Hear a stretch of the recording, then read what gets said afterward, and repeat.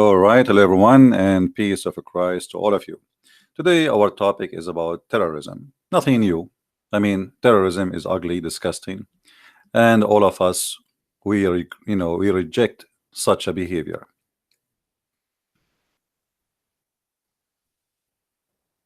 Always, when we speak about terrorism,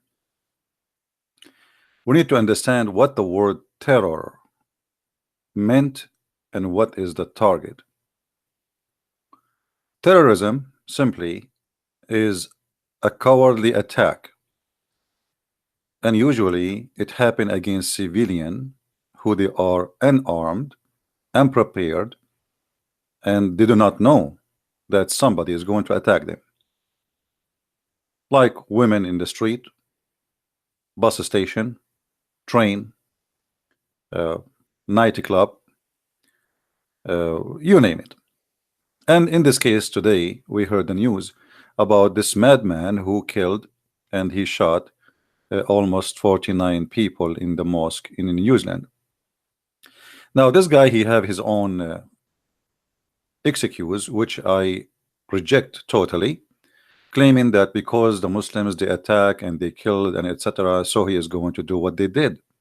But this is a false excuse, because it's still, you don't do, if you are rejecting crimes, you don't do crimes. Same time, those people who they are in the mosque, they did not do anything to you. They are not even one of them is one of those shooters who did shoot in your country. It's called Australia. So you are shooting at who? At people who never did anything wrong to you. So anyone he wanna do killing, always he come with excuses, and excuses is the most ugly part of terrorism. But the problem is, people want to talk about what happened today, but they don't want to talk about the roots and the solution. Is my voice coming clear, guys?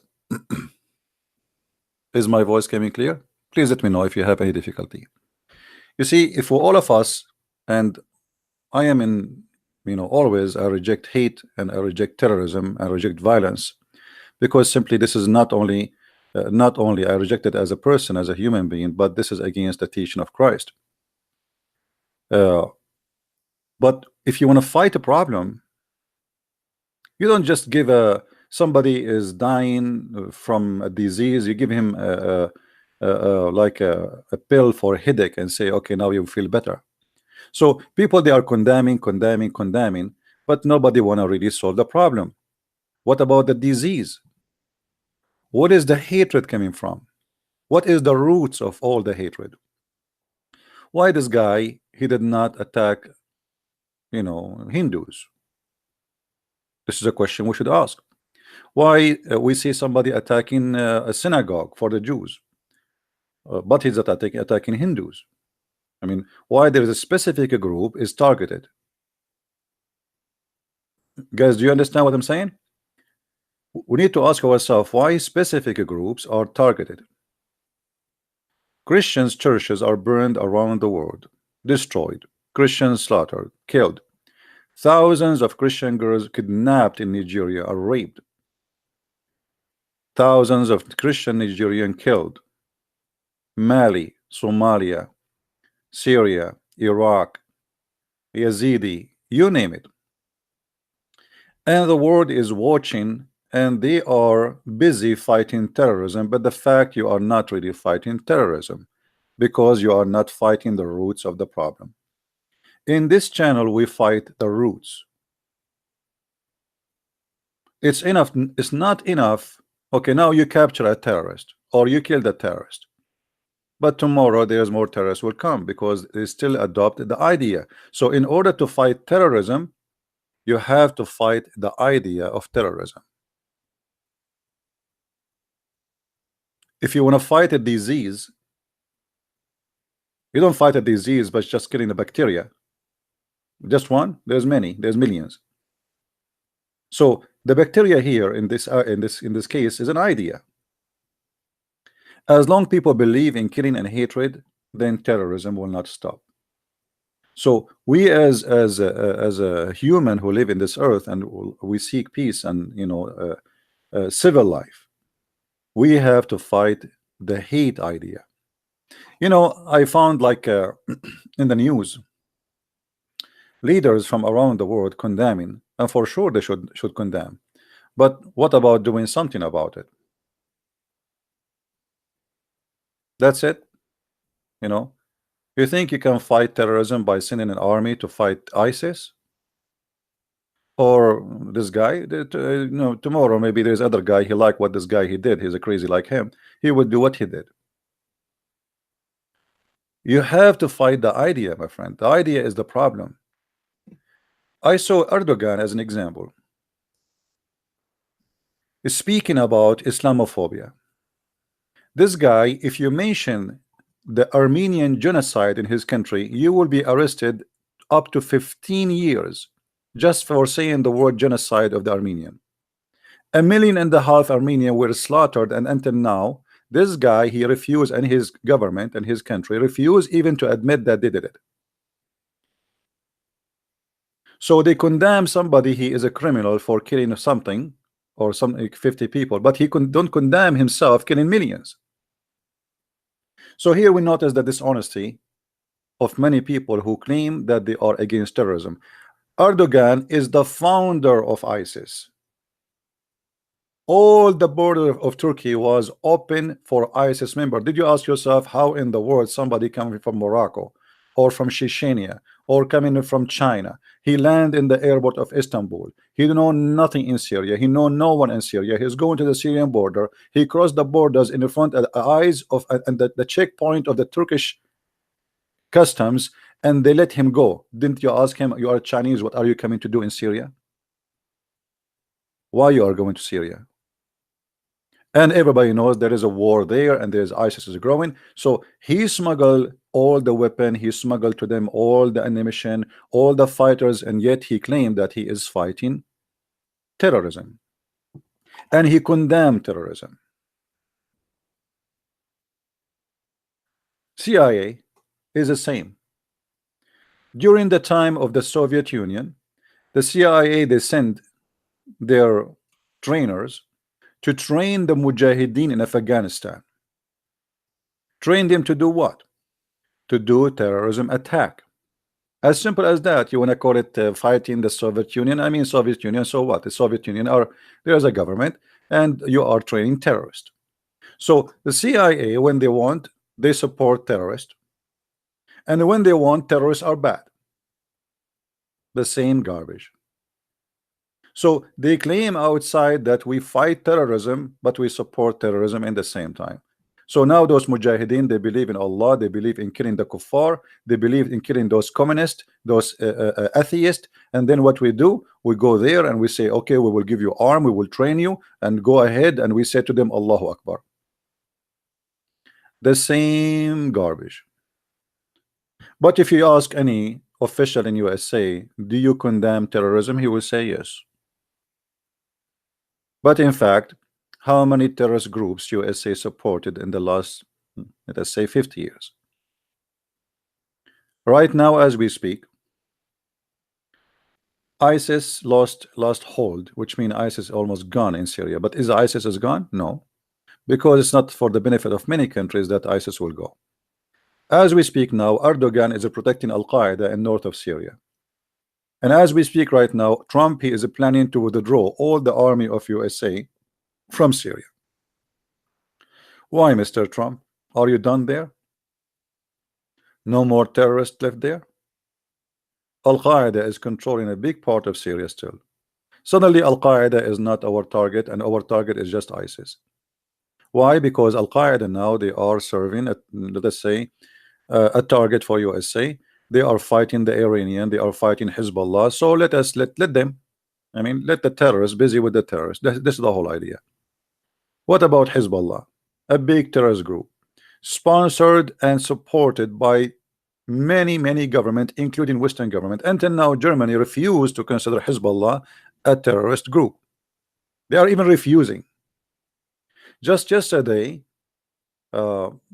France, I think, they put like a hold on the money of the founder of the what is called the army of Islam, which is the one who killed just 50 soldiers in India just a month ago. Now you do it, that this guy is killing people for last century. Now, so what we notice here around us in the world, that all of them, they are hypocrites, and none of them is fighting terrorists. The fact they are supporting terrorism. The fact they are supporting terrorism, regardless of the name, regardless of the religion, regardless of etc. All of them, they are liars, and they use terrorism for their agenda. And those leaders, they are not the first one to use terrorism. And here, before we continue in this, I want to ask the Muslims, if you really are sincere to fight terrorism, join us to fight hate. Fight anything will make people hate each other. When when we say Christmas market attack in Germany, in France, in Strasbourg, in Finland, in you name it, in Holland. I mean, why the Muslims around the world don't take a stand against this? Because always hate bring nothing but hate. When 9/11 happened, why we don't see millions of Muslims going in the street condemning the attack of 9/11, which killed more than 3,000 people, burned alive? Instead, we found in Gaza, in Hamas stronghold, people dancing in the street, praising Allah for the killing of 3,000 Americans. So here we need to be honest. We have a problem. We have culture of hate, and this culture we need to fight. It doesn't matter who tried to spread that culture. If you claim to be Christian and you spread hate culture or hate teaching, first of all, you are no Christian, and you have nothing to do with Christ.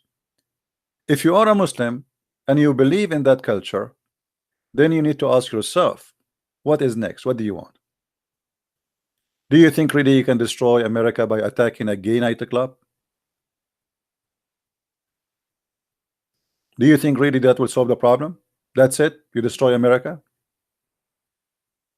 The attack yesterday reminded me of the guy who attacked the Muslim guy, who his name is Omar something.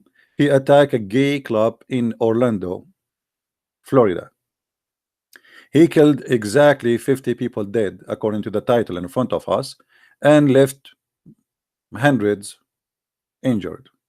And we do not know after that how many people die. So it's the same. It's hate. This guy, he wanna do jihad. Why he wanna do jihad? What is the root of the problem? Why he decided to go and attack the gay club? Did you ask yourself why a guy who is married, he have a job, he wanna do such a thing? I mean, people always, they forget to go and seek the roots. Everything have a reason, and most of the reasons are ugly, which is hate teaching. They condemn the killer, but they don't want to condemn the ideology. This guy who did his crime yesterday in New Zealand, he have no ideology. He is just an angry person for things he saw around him, as he claimed in 29 paper he published. And as I said, I'd find all the excuses he gave in those papers, stupid and cannot be accepted. Because even if somebody, he killed somebody, I mean, you go and you kill, I mean, look at this. Even justice teaching says that the killer should be killed. You don't kill the neighbor. Is that correct? I mean, if somebody is a killer, okay, justice, like the one who killed, it's justice that the person who killed those people, he should be killed. Why you are killing someone have nothing to do with the one who shoot. You're not even shooting the shooter. 50 people, they are praying in the mosque, and what do? You go and shoot people have nothing to do just because they are Muslims. All the rules of justice, when it's come to hate, It's gone, because hate justify crimes, don't justify justice. Do you understand? When you have a hatred in your side, you don't see justice except hate. The hate you have is your justice according to you. But this is absolutely false justice. Even in old days, criminals, even criminals, they don't kill. Like, you see two criminals, they want to fight, they fight like a man to man. And the man, he would say to him, okay, grab your sword. Even in the ugly days, they used to say, okay, I'm not going to shoot somebody, I'm not going to injure you, get your sword. Even at that time, they have more honor. Men, they used to be more honorable. How you want to fight a person or you kill a person who have no arms in his hand?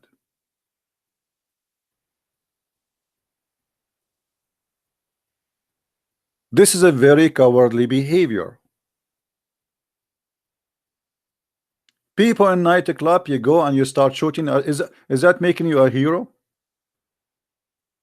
What about you tell them I am coming and I have arms with me and let us see what will happen? If you are really a man. What about this guy? He said to those people in the mosque, I am coming to you and tomorrow I'm going to bring my gun and let us see if he can do what he did. But he is a coward. He took people into surprise, and people, they are busy doing what is have nothing to do with war and defending themselves. But again, we don't want to talk about the real problem, where all of this is coming from. If this guy, he claimed that what he did is a reaction, and we don't accept what he says to claim justification for it.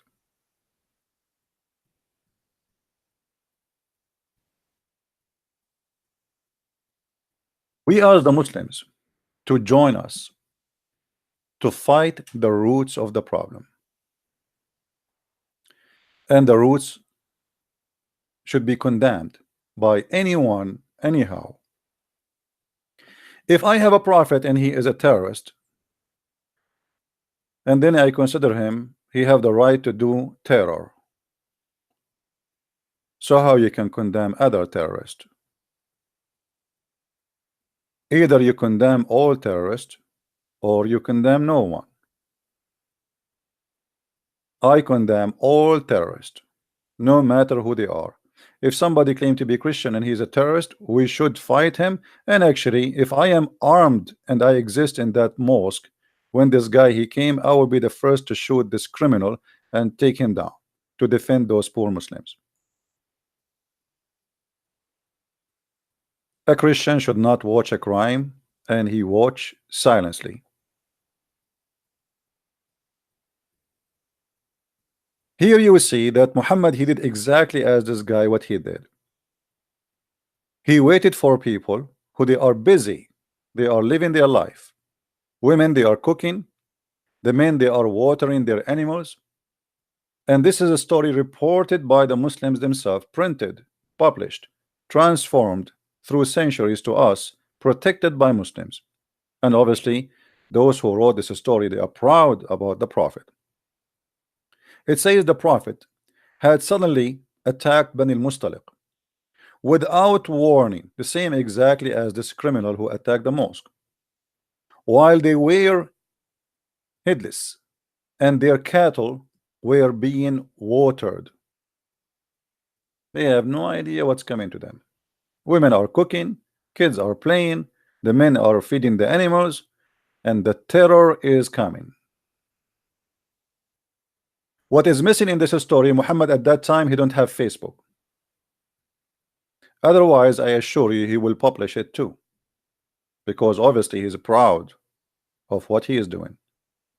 And then Muhammad, after he killed all the men, he took all the women and the children as captives, and he raped a woman, her name is Juriya, in the same spot. Why we don't condemn this terrorist? Just because you gave him a title of a prophet? No one is above the law. If you believe in the law of justice, regardless of your religion, background, culture, well, practice justice. When somebody speak and he says terrorism, or I am a person who condemn terrorism, and then he says to me, I love the prophet. Okay, what do you love about him? The prophet said, the prophet said, not me. The messenger of Allah said, I've been helped. Actually, in Arabic it says, I've been victorious by terror.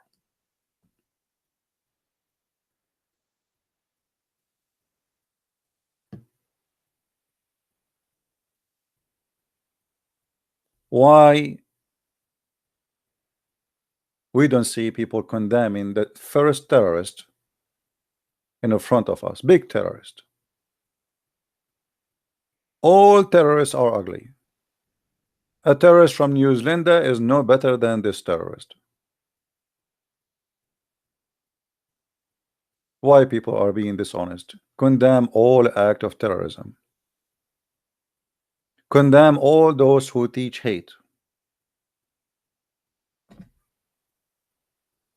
Those books are published in the newspapers, in schools, everywhere, in libraries.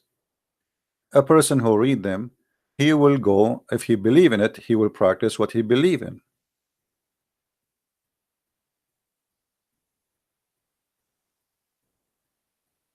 And as you see, this is what they believe in. So we have to fight a belief of hatred, and we have to stand against it. And we are here to help the Muslims and anyone who ever think to adopt hatred, to understand that hatred is not a solution.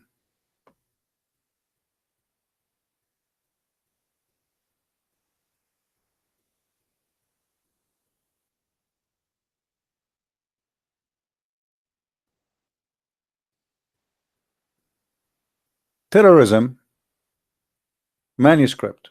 This guy, he have a 29 pages of manuscript terrorism, or let's say script.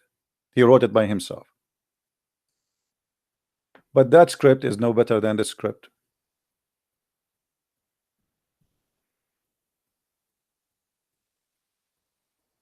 Cut the necks and install terror.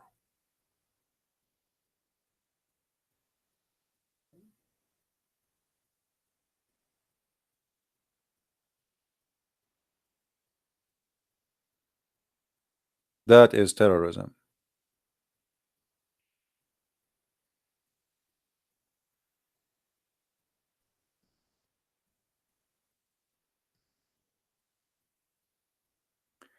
It's not for any prophet to have captives until he had made slaughter in the land. What a God. This God, he don't like captives, he likes slaughters. And look like the God of this guy who killed those poor Muslims in New Zealand, he have a same God, at least in his head, that he don't want to take captives, he want to slaughter. So why we don't condemn this? Chapter 8 verse number 67.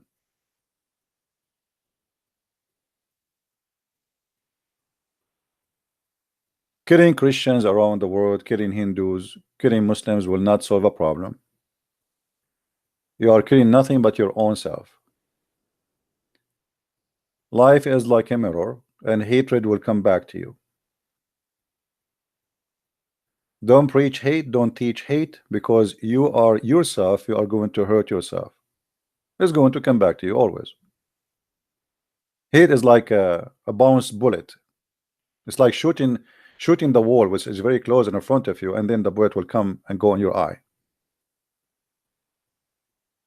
But as you see, nobody want to speak about the real problem. Here we fight terrorism better than any FBI department or any police department in the world.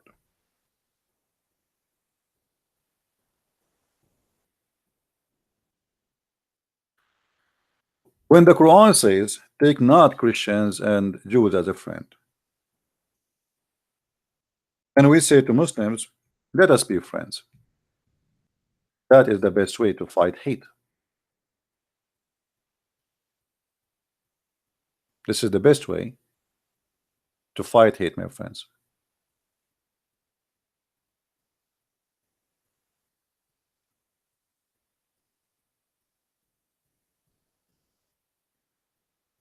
Imagine if we cannot take friends from anyone just because he don't believe in what we believe. That's mean we will not have a friends even inside your family. Inside your family, there's your brother, your sister don't agree with you with many things. So take not friends from those and those. That is the root of the problem. When the Quran says take not Christians and Jews as a friends, what does that mean? Take them as enemies?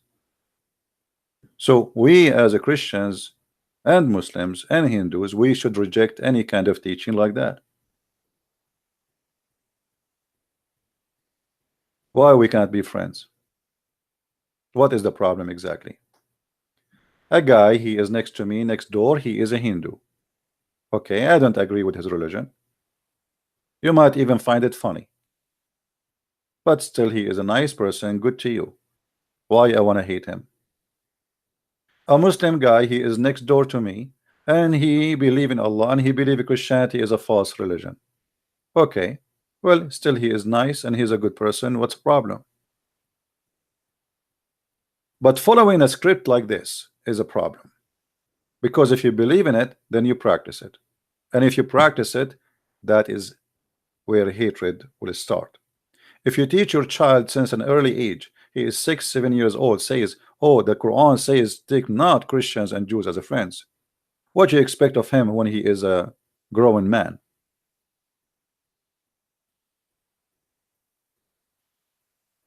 Do we have any Muslim here disagree with me? Who is a Muslim would like to give me a call and have a nice conversation together?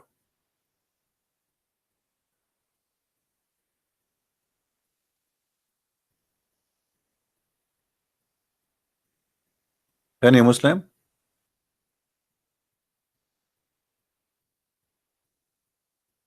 If you are a Muslim and only a Muslim, please feel free to contact me and I will take your call and I will be happy to hear you. Why we cannot be friends? What is the problem here? What is the problem of this God if we became a friends? What will happen? What will happen to Allah if you as a Muslim you became a friend to a Christian or a Jew? Allah will be destroyed. Allah lost. Allah humiliated if he is God. And God, and the weird is that we hear many people saying Islam mean peace. That's what they say. Okay, practice it. Take friends from the Christians and the Jews. Take friends from the Hindus. Let us all of us be friends. And by the way, friends here doesn't mean you how close it's just like live together in peace, and to reject just hatred for a person just because he looked differently from me. Even racism, the root of racism is what? Is hatred.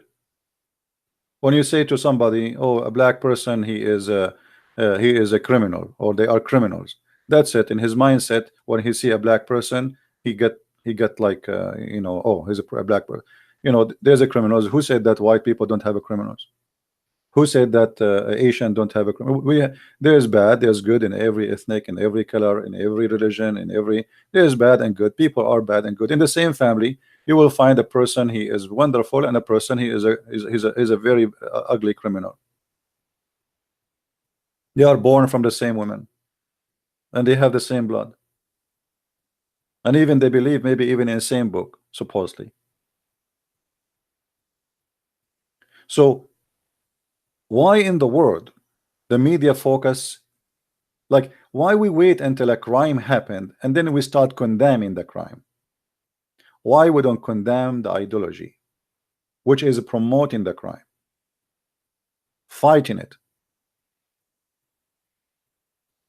hundreds of hours in TV stations speaking now about this criminal. And actually, by the way, by doing that, this guy is getting excited also because obviously he liked to be you know, seen. He liked to be famous. Maybe I believe a big part of what he did because he liked to be seen in TV, and this is why he was saying let us party. And he was excited because he have his camera going live. So they publish all of this, and actually they are giving him satisfaction of his crime. Please call me only if you are a Muslim. Hello? Hello, CP.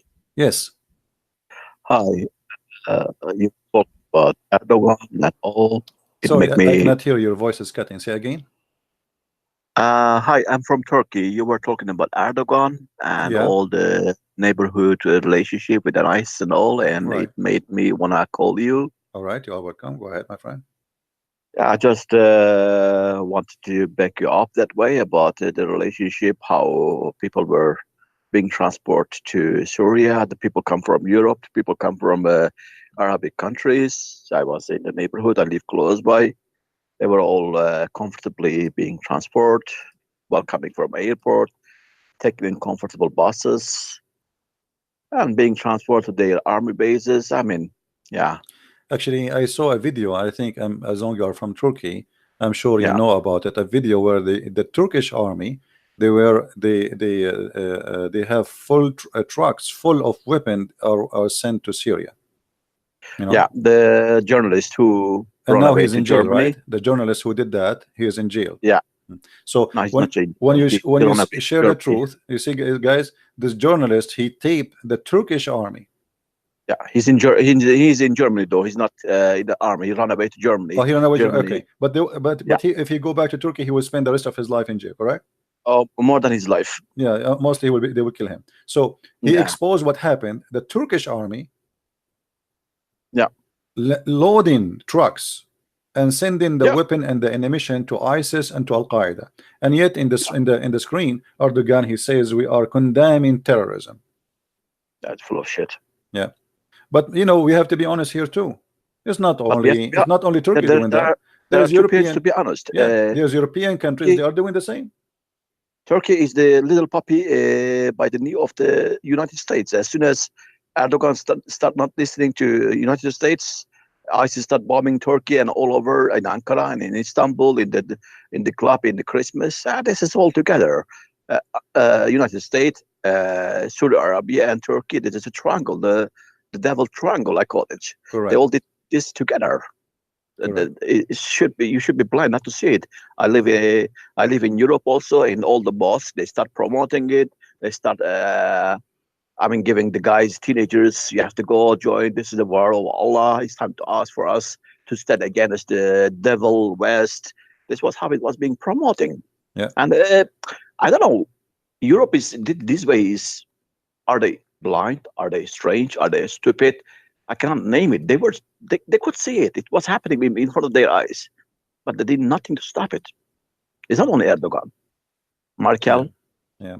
Well, you know, we speak against anyone. It doesn't matter who, and bad is bad, good is good, no matter who are the one is doing such a bad or good.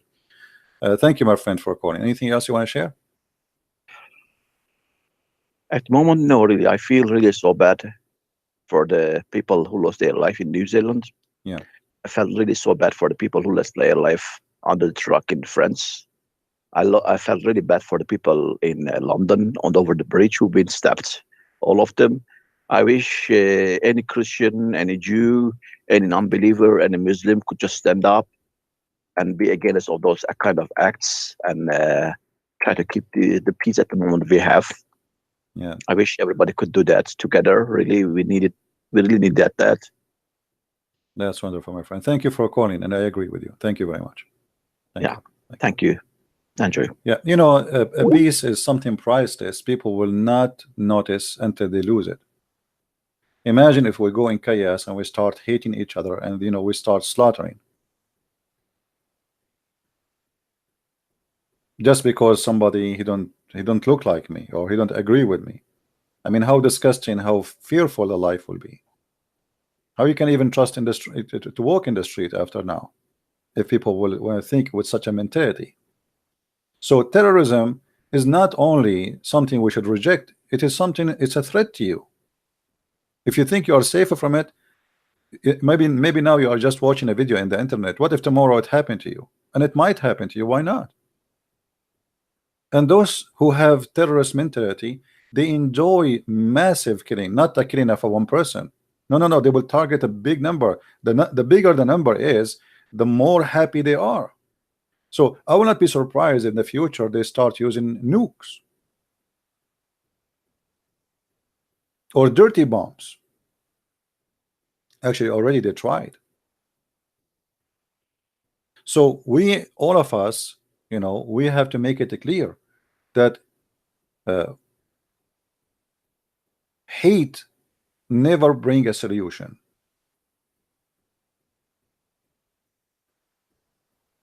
Peaceful mindset, where I want to live in peace. I want to have a peaceful life with my neighbors. Doesn't matter who they are. They are Muslims, they are Christians, they are Jews, they are Hindus, they are atheists. If I have a child, I have to tell him that don't believe in any garbage like this, because if you start hating them, the first victim will be in this hate is you. Hate is the same as a poison. You have it in your mouth. You think you are going to spit it in the mouth of somebody else, but the fact you are the first victim of it. And don't go by the media. Media always flips things upside down. They report for you what is outside, but they don't report what is inside. And if they report one day about what is inside, is going to disappear. As an example, I remember the media in the BBC, I think in England, once they have like a hiding camera program inside the mosque. I forgot what the name of the program. And then after they publish it, in less than a month, they hide all of this. So at that time, why nobody says that this media BBC is spreading hate as against Muslims? The second you publish something truthful and you have a hiding camera recording what they say inside those places, teaching hatred, by publishing that, they will accuse you that you are teaching hate. And in a magical way, the BBC, they start deleting those videos from all over. Anyone remember what the program was? I think you can still find it, like some people they download before they take them down. So anyway, these days, if you are a person who speaks the truth, you are a hate monger. When the fact that people who speak the truth is the best ones to fight hatred. It's like, yeah, dispatch, correct. The video name is Dispatch. I remember it now. Dispatch. The best way to fight hatred is to speak against it, not to act as if it's not exist. To fight the roots of it. And making a speech about, okay, let us love each other without fighting the roots is stupid.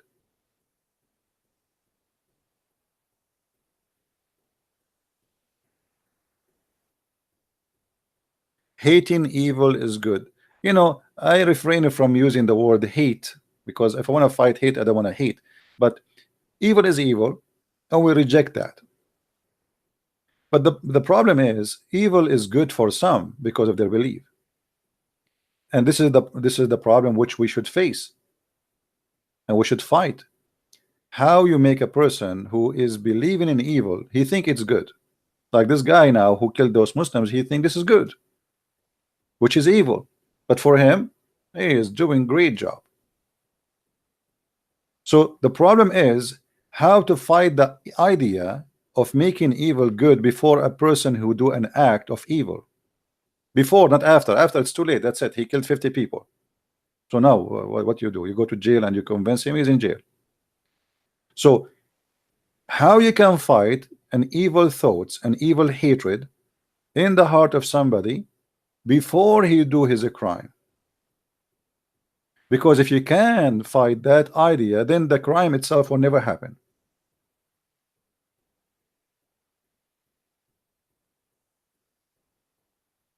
Right? Because always, things that start with an idea, and the idea have a sponsor. What is the sponsor of this? Hatred. So if I make a Muslim believe that the Jews are a human like us and we should not hate them, then there is no Muslim will hate the Jews and he will not try to kill them. As simple as that. Right? But if a Muslim still want to believe in what Muhammad said,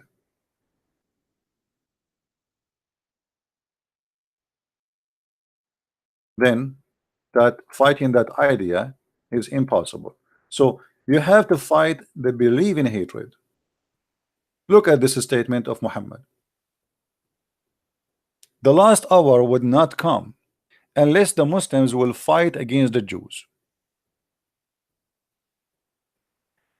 and the Muslims would kill them until the Jews would hide themselves behind a stone or a tree, and the stone or the tree would say, a Muslim, O servant of Allah, is there. Oh, Muslims. He said that the stone is talking. Imagine this, the hatred is spread not only to a human being, even stones now they hate the Jews, even trees they hate the Jews. So the Muslims here, according to Muhammad, they have a duty. So how we can make peace between the Jews and the Muslims if we believe in this? That's mean all the peace agreement between the Jews and the Muslims is a lie, as long the Muslim believe in this. So the only way we can establish really peace between Jews and Muslims, specifically in this case, is to make the Muslim believe that no, you should not fight the Jews and you should not kill them, live with them, because simply the Jews, they will kill you back too. I mean, don't think about it. Okay, we go and kill them and it's done. You think that's that easy? So as long there is a person who believe in this, then hatred is still there. This is the roots. This is the roots of the problem. I saw Jewish who they are even defending Palestinian, defending Muslims. There's a guy, his name is Toriva Singer, who always take the side of Islam against Christianity. I don't know, he's being hypocrite, he don't know, he can be whatever he want. But according to Islam, look what Islam says about this Jewish guy. And hatred became a culture of stones. As you see, the stone will scream, says, oh Muslims, oh servant of Allah, there is a Jew behind me, come and kill him.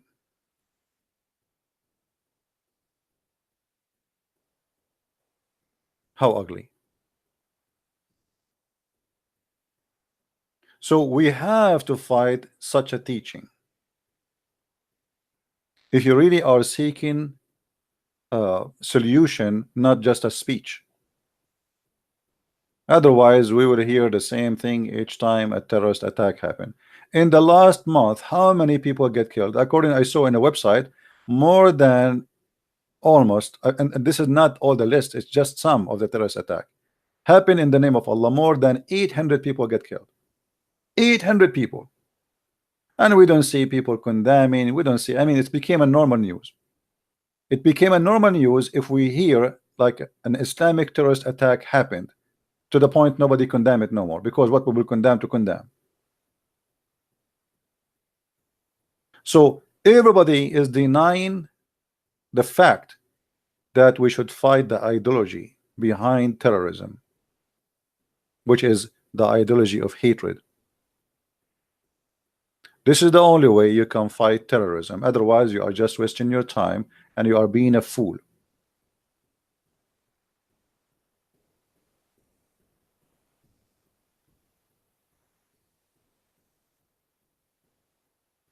That is the true story, which nobody want to tell you.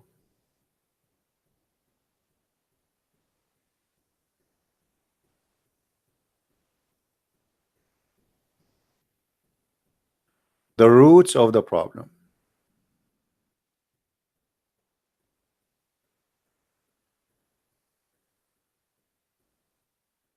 And you know, the funny thing is, they need to create a chaos in the world.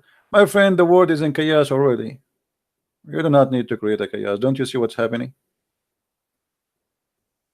Western today, and you see, I live in the West, and when I say Western, I'm talking about Western government. Western these days, Western government is like a mad cow. You know what a mad cow is? Literally like a mad cow. They are seeking war with Russia. They are seeking war with China. They are seeking war everywhere. They are asking for it. They are working for it, and they are sponsoring terrorism. And the world is going to be a horrible world, maybe in 20 years from now. Look at what the Western doing with Russia. I mean, the most stupid behavior ever. You cannot even imagine how dangerous it is. What if this guy Putin he lost his mind? A little potato, the head of North Korea, scaring the hell of Europe.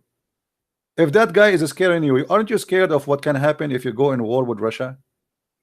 But they are pushing, and they are pushing harder and harder, and every day they add new sanctions on Russia. You see, the world have no idea where it is heading because of those stupid leaders. We have literally stupid leaders, mad leaders. They are seeking war and seeking endanger this earth.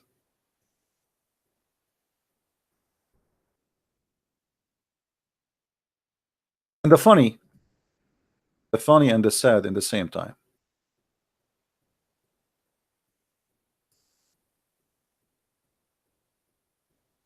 When somebody says to you, we are going to put sanctions in Russia, and Russia is being a bad boy, as if they are the good boy. France, until now, they have colonies inside Africa,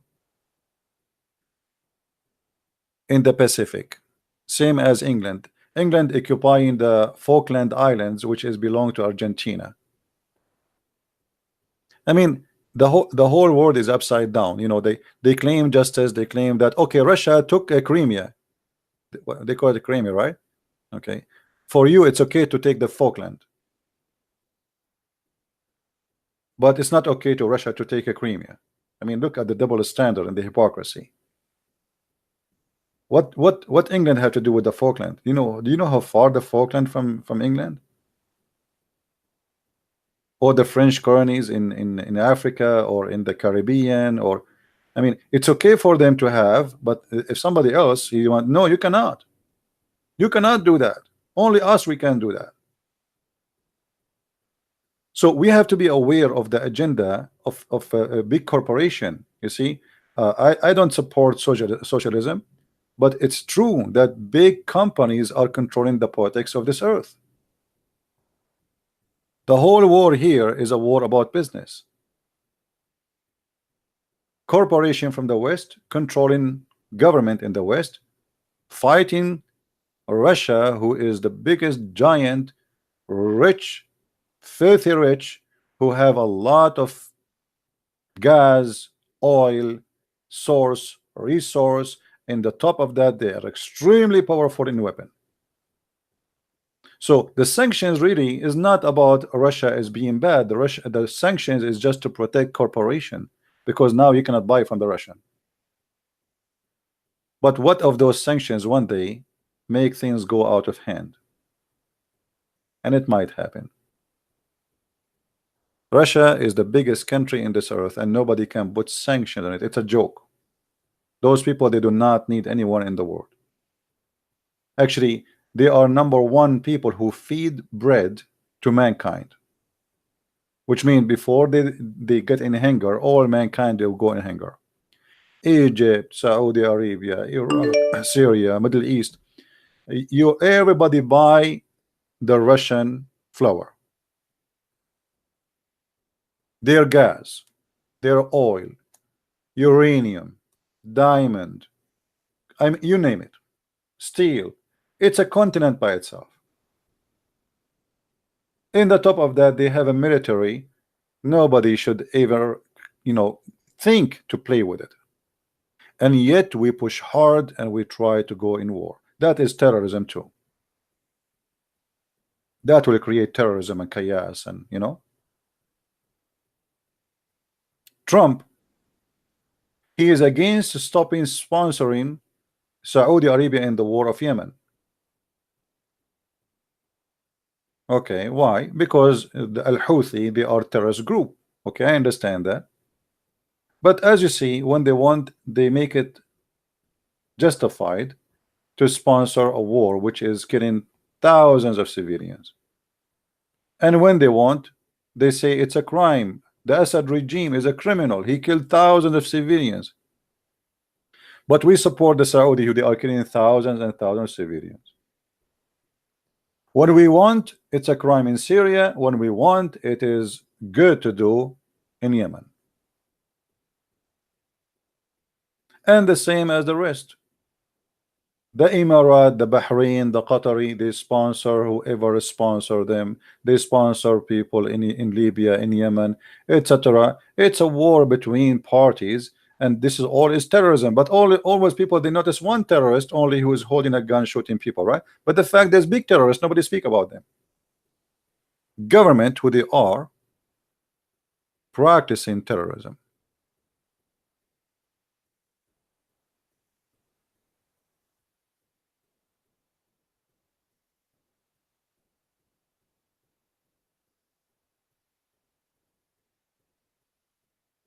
We fund Turkey and the Turkish government, and we give them billions of dollars. And all of us, even there's a video of Joe Biden, what his name, Joe Bite Me. Go watch it. This is Joe Bite Me, your beloved, especially those liberals. He was saying how ISIS was funded. Saudi Arabia, Qatar, Emirat, Bahrain. He said our friends, our friends, our friends. They flood them with money, billions of dollars. It's not a secret. When ISIS is good for us to have, we let it go, let it grow. When ISIS became so big and we are done with it, we do not need it. Okay, we put a needle in the ass of ISIS and we make it shrink.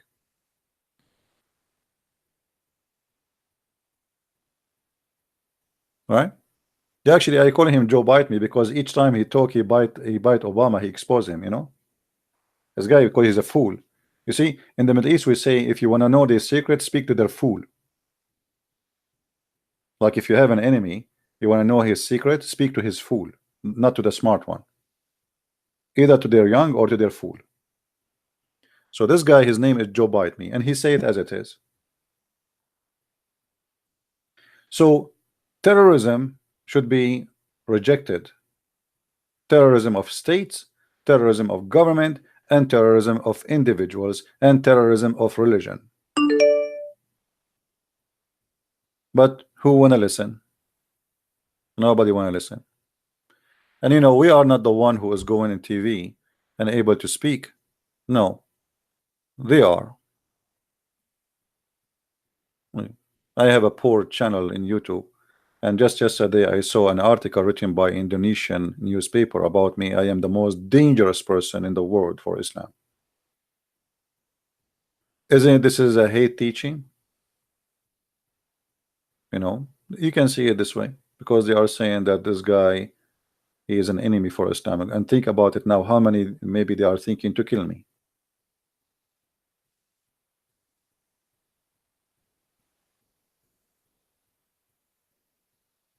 Right?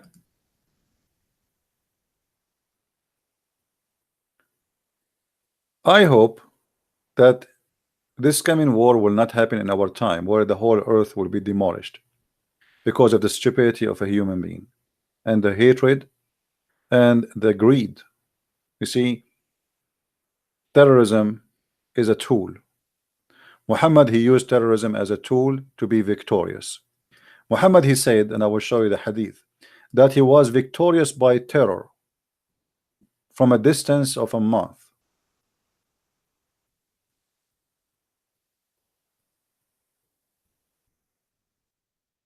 A distance of a month. Imagine.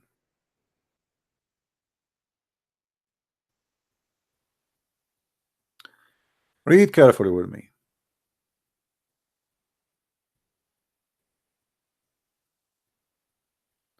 The Prophet said, I have been given 5 things which not given anyone else before me. Allah made me victorious by terror. They translate it here as Awi. Of affrighting my enemies from a distance of 1 month journey. How peaceful Islam was in the time of Muhammad. To the point people are terrified from a distance of 1 month.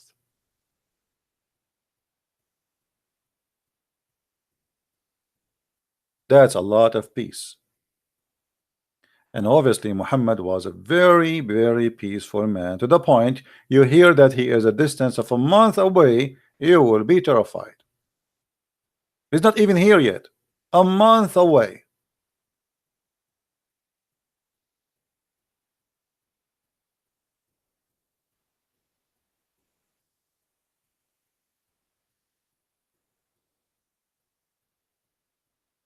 And this is what's happening in this world today. And now there is no distance of a month away. People, they have nukes. People, they have long range missiles. They have dirty bombs. They have bombs which just a bacteria bombs will kill certain kind of people. Imagine. Which mean they have a bomb. Let us say they want to fight somebody, an army exist in a certain location, certain ethnic group. So what they do, they have a certain bombs can kill only this ethnic group. Imagine how dirty the world become, how evil. Nuke these days are just a toy. It's not really the most powerful weapon. Like Pakistan have nukes. This is nothing. This is the Pakistani will not dare even to think about using them against someone like Russia or America, because this is nothing. What nuke?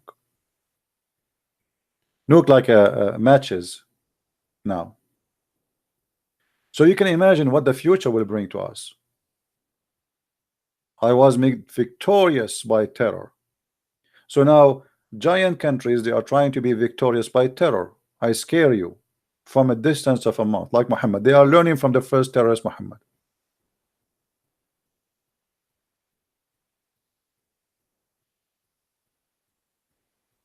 Somebody saying to me, you are just a refugee. Russia would be hanged, so stop talking about. Yeah, a stupid guy making wisdom.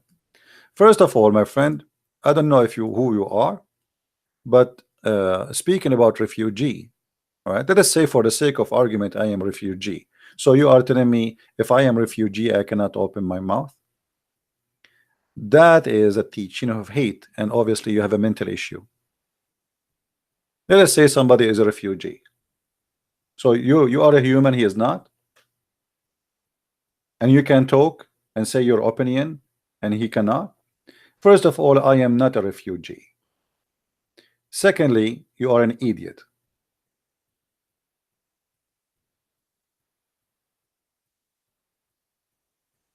In Russia you would be hanged, so stop talking about.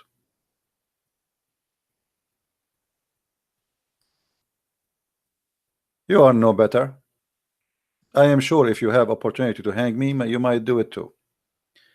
And no, in Russia you will not be hanged. Actually, if not Russia, all the Christians in Syria will be slaughtered today. It is the Russian really who stand against Al-Qaeda and ISIS in Syria. Almost ISIS took more than 80 to 85% of Syria. And the only territory left is where the Christian live in the mountains. If not Putin stood and he protect the Christian there, all the Christians in Syria will be history. The same as what happened when the Ottoman, they killed millions of Christians in Armenia and in Syria before. where nobody stood for them except the Russian. Actually, I have to say it clearly that the best to the Christians in the Middle East, it was always the Russian. While the American government, CIA, arming Al-Qaeda and ISIS, even now, the Russian was defending the Christians in the Middle East. The war in Chechnya happened long time ago because of killing Christians in the Middle East and in Armenia.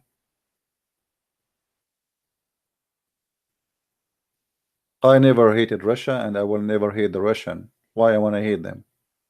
And this is what we are talking about here. Hate is the problem.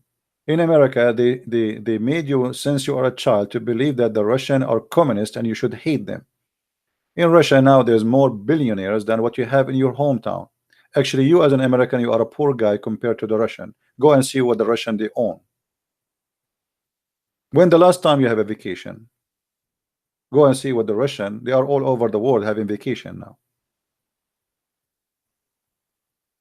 A price of an apartment in Moscow is $800,000, $1 million, and yet in Fox News and CNN still they say to you they are communist, and yet in Fox News still they say to you that Putin was a KGB. Why? Because they want to put in your head that we are fighting the KGB. You know what I mean? They want to just fool you. They want you to hate Russia. You see, always they needed an enemy, and Russia is a good enemy to control the mind of those poor Americans. I met with Russian people. They are wonderful, nice people. Actually, they are very beautiful people. Why we can't be friends? The same. Why we can't be friends with the Muslims? Why we can't be friends with the Jew? Why we can't be friends with the Hindu? This is the problem. You see, you are talking about we should hate a 200 million Russian, and you are bragging about it. Why? The hate against any country is going to serve who? What is the benefit for mankind we will have from accomplishing such a hate? Nuclear weapon? War? What do you want?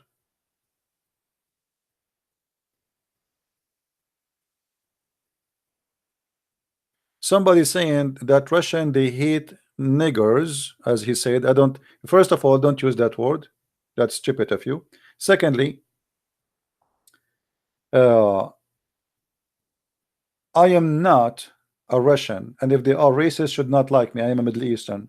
I spoke to them. They spoke to me in a very, very nice way. I never saw anyone insulting me for being a Middle Eastern.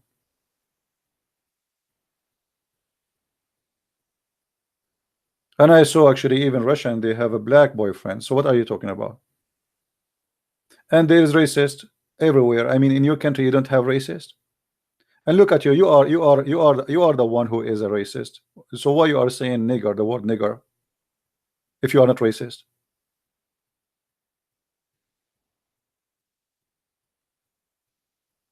You are talking against them that they are racist, when in fact you are the racist one. Unless your English is not first language, so you do not know what that word means. Isn't it, guys, that word is a racist word? Isn't it a racist word to say?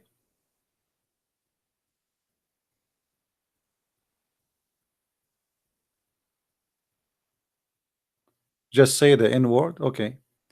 Well, you know, for me, it's for me actually, I don't know what even that word, but I learned that this is a very racist statement to say. I know you can say the word black, right? But I think that word this guy he said is a racist word. So look at him. He is trying to say that the Russian they are ugly people because they hate those people who he used the N word, and then you are the one who use it.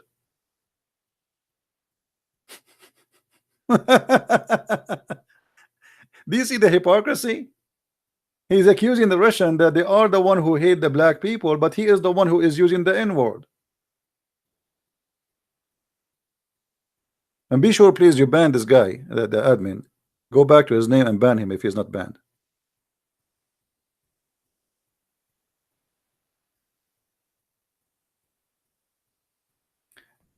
Always judge a person by his fruit. We cannot judge any nation. You do not know even you never been in Russia. I am sure you never even spoke to a Russian yet, but you are teaching people to hate Russian. What about we start hating the German and the French and the Japanese and the Chinese and the Korean? I mean, here we go. That's exactly what the world need. Filthy mentality where everybody hate everybody. We hate the white, hate the black, hate the Asian. I mean, what is left? Satan. This is satanic. Black people, they are wonderful people. What their color have to do with them? You are exactly teaching as Muhammad. Muhammad, he says that Allah, he created the black from the left shoulder of Adam, and he said go to hell. This is what you believe.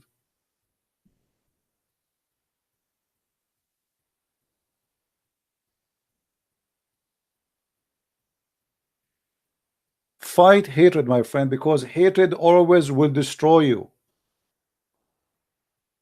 Imagine if you make every American hate every Russian and every Russian hate every American. What will happen next?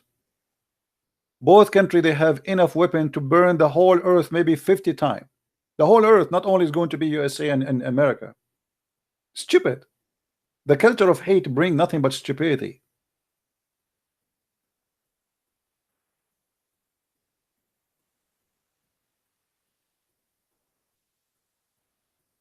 And actually, to be honest with you, I can trust Putin making a promise, but I cannot trust Trump or Obama making a promise. Here we go. Look what happened. They went to Syria. They armed the Kurdish. The Kurdish, they finish fighting ISIS, and then second day Trump, he says bye bye, I'm leaving.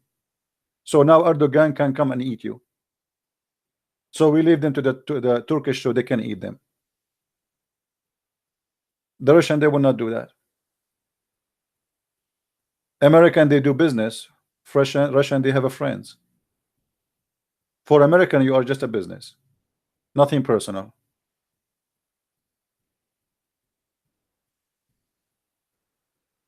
Right?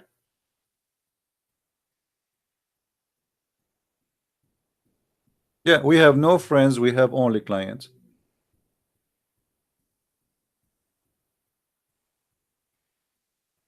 What a shame. So don't go by the media who try to fool you. Like, I remember Fox News every day was asking Obama when he is going to stand up for Russia. And since Trump, he took over, Fox News never asked Trump to stand up for Russia no more. Look like suddenly Russia became a friend. What happened? 8 years Obama in the office, every day you mention that when we will have a real president who can stand against the Russian.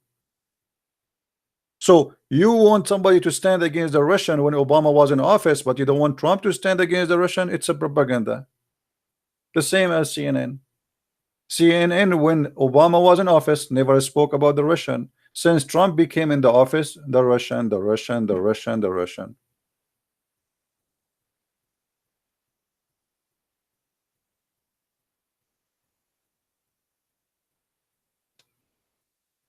This is the problem we have in this earth.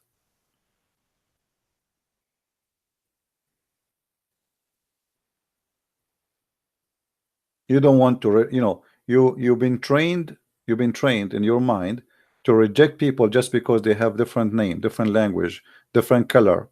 Oh, this guy is black, or this guy is Asian, or this guy is white.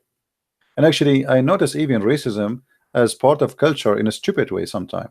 And I will give you an example. Once I wanted to rent uh, like apartment, and this was in the Philippines. Uh, I don't have in my profile. It have a picture, but not really. It doesn't show me. It shows like I forgot what is there. So I requested to rent an apartment, and the guy, he rejected my rent. I mean, why you want to reject me? Then a Filipino guy, he said to me, maybe he think you're a Filipino. Put your picture. So what do you mean? He said Filipinos don't like to rent Filipinos. So are you serious? I said, yeah, but put your picture. I put my picture. The guy, he sent me a message apologizing for rejecting my rent. Imagine their own race. People, they are discriminating their own race.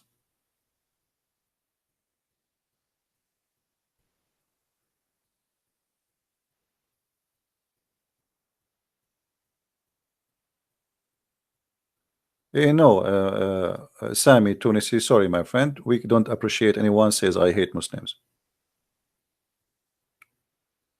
That's wrong. Aren't you yourself? You used to be a Muslim yourself. How you say I hate Muslims? So you hate yourself? Do you hate your mother? Do you hate your parents? Aren't they still Muslims? You're an ex-Muslim. I understand your English is not your first language, but don't speak foolish.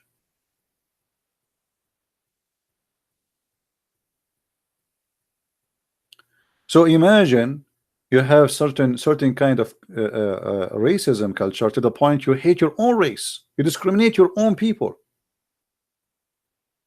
So this guy, he want to favor someone he is white over somebody he is from his own country. He's a Filipino.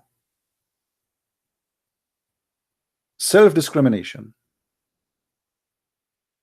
which means in his mindset that a Filipino person for him is not good. But you are a Filipino, how you can do that?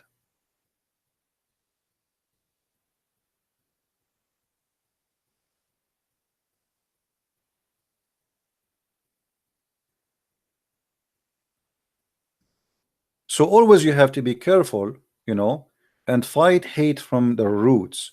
Don't say I want to hate the Russian because they are Russian. That's stupid.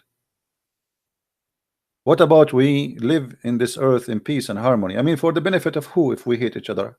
What you want to have the same as you want to have Hitler time coming back? You want to have fascism? This is what fascism is about.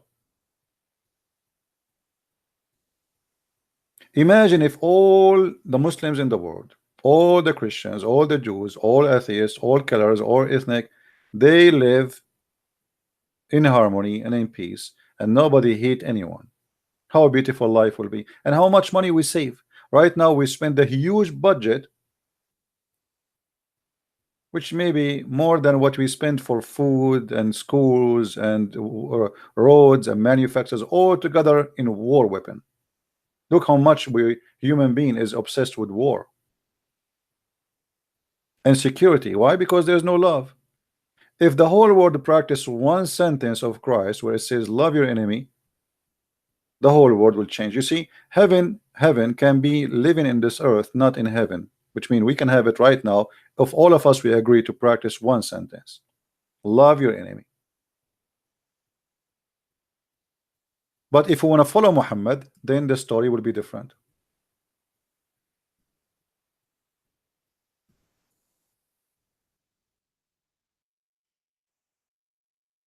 The culture of hate, the culture of slavery, the culture of the best man. Who is the best man? Look at this. The best man is you, who is the one who do jihad and bring the filthy kuffar and the chain around their necks. We should fight this culture.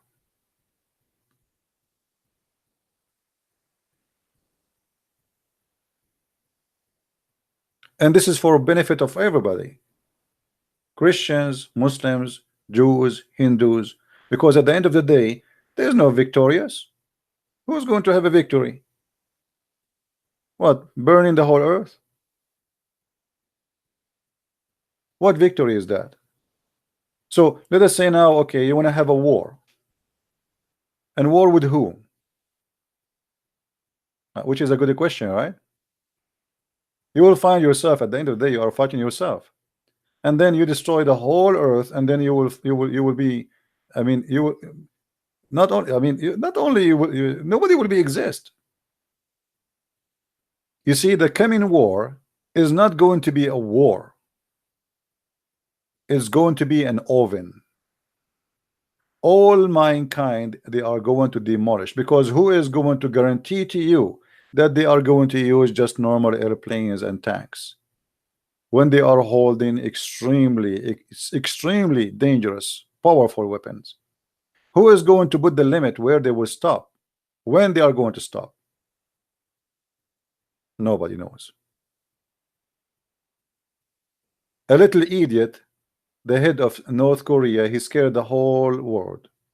And what? He don't have anything compared to the Russian or other countries or to China. Just little tiny one. scaring everybody, made the president of USA come to meet with him. This is how scary he is, but yes, he have nothing.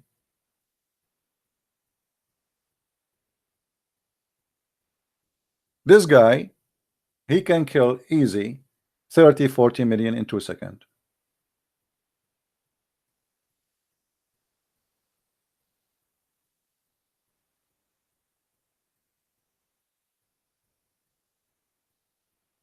That is the truth.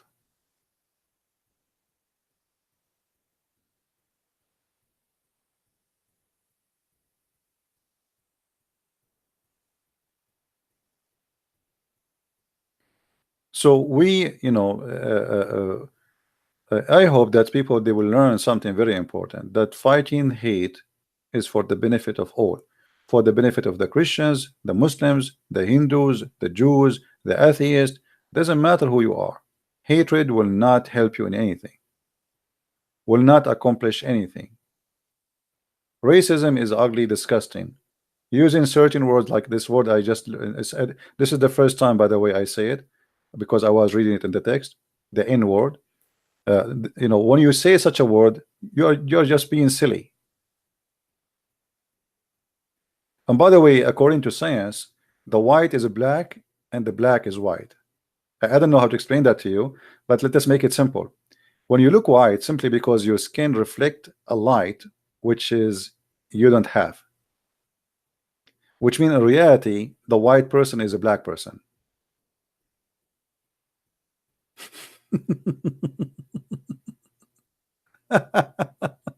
Isn't it weird?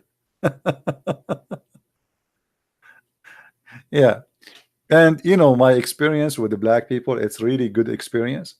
And maybe some people, they have, this would happen mostly. People, they judge a country, like the whole country, by an experience, good or bad. Let us say I go to Philippines and I say something wrong there. So I start saying, oh, Filipino are bad. Filipino are wonderful people. But if you have a bad experience with somebody, there's scammers everywhere, there's thieves everywhere, there's robberies everywhere. I mean, all this exists everywhere. Don't judge the majority by something happened to you, which is not good.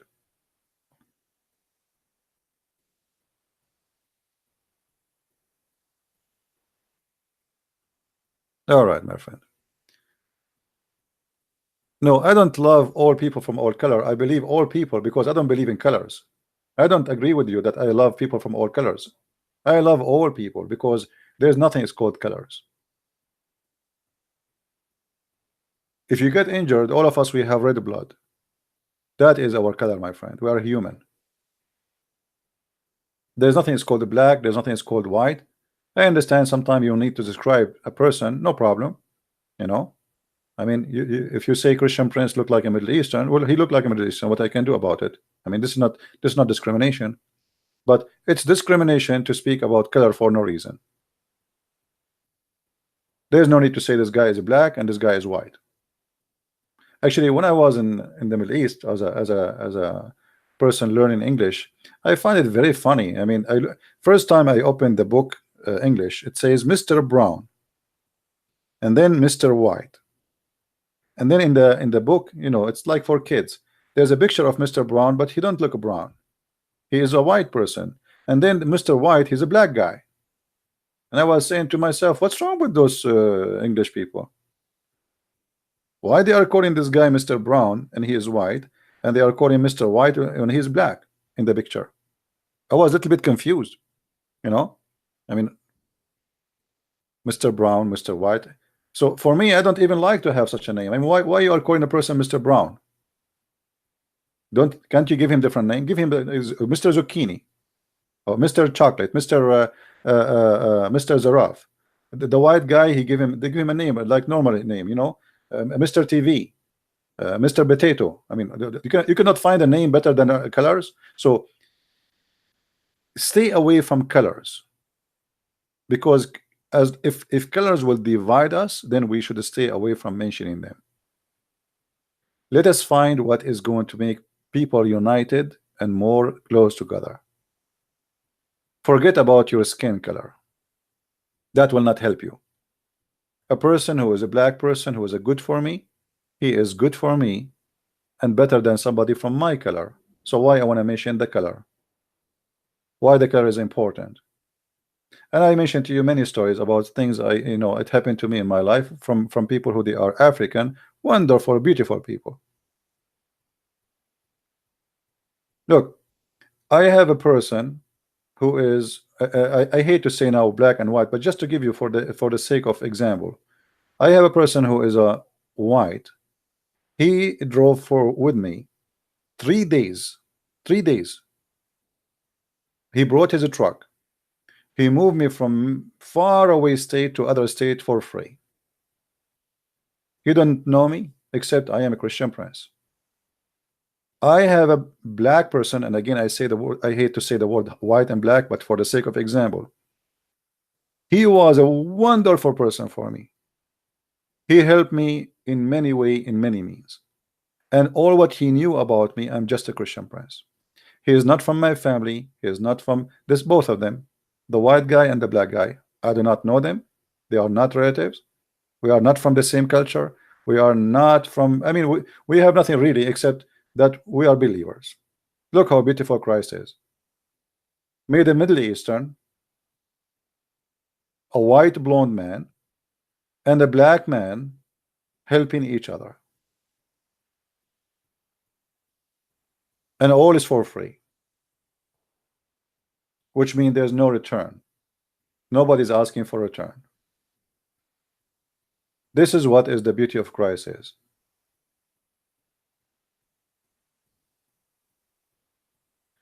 RT propaganda machine gun. All of you, you have okay. You see, here we go. I mean, like we are talking about many things. Why you can have thousands of TV stations who have a propaganda, but they cannot have a propaganda.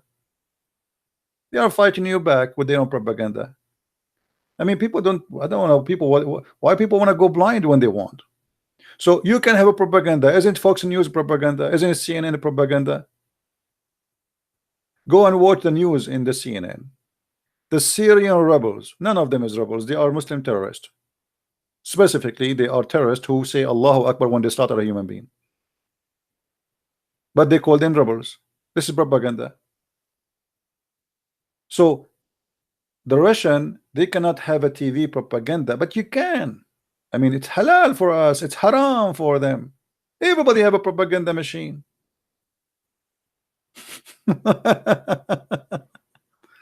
You know, everybody have a propaganda machine. Why you can, you cannot? You have the control of Facebook, you have the control of Google. I mean, you have the most powerful propaganda machine, and you are complain about a little TV. They have a TV. Look what you have. Google is yours. The internet is owned by America. All the internet. Facebook is yours. Twitter is yours. Instagram is yours. And then you complain about RT propaganda. Poor Russian. Everybody have his own propaganda. And you know, actually, propaganda is used for war and peace. You know, when US say they want to go in war in Iraq, what they do? The propaganda started. You know, Saddam Hussein, he have nuke. Saddam Hussein became dangerous. But just a few years ago, Saddam Hussein was our friend. The same as Taliban. Go right now and search how senators taking pictures with Taliban, with the Mujahideen, with Osama bin Laden himself. So when our propaganda worshipped Osama bin Laden and they call him a hero, I saw with the article in I think in New York Times, a hero. Osama bin Laden is a hero. Yes, propaganda. When they want, they made him a hero. When they want, they made him a criminal. The same as Khashoggi. This guy, he is Al Qaeda. He have even pictures with Muhammad Abdullah Azzam and Osama bin Laden, and he is holding RPG in Afghanistan. When they want, they made him a hero. Everybody crying for him. Yeah, because that will, you know, serve a propaganda, a target.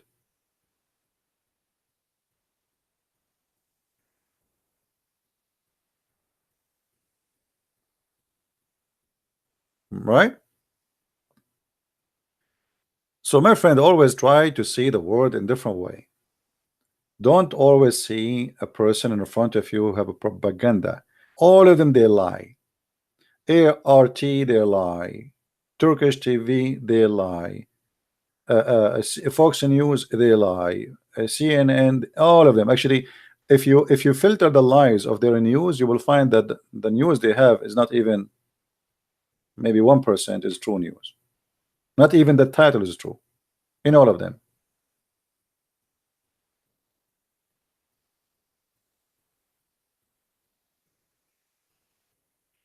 You know that George Bush. Anyone remember the attack on in a town? It's called Beslan in Russia. Who remember it? More than 1,000 little girls and boys slaughtered by Muslim terrorists from Chechnya. Do you know what George Bush he did? Less than 2 months after that, he invited the leader of that attack to the White House, and he called him a Chechenian rebel. How disgusting! How you do that? They just killed 1,000 child. So imagine if the Russian they invited Osama bin Laden 2 months after the attack, and they call him uh, a rebel. See, Americans don't see what's happening, and they are expecting the Russian to be like now. The Russian are supporting Iran. Well, you are supporting every enemy in the world who is against them. Anyone want to go against the Russian, right away you support him. It's a dirty game, and nobody want to be honest. Always you've been taught one side of the story. If you want the Russian not to support your enemy, don't support their enemy. As simple as that. It doesn't work in one way.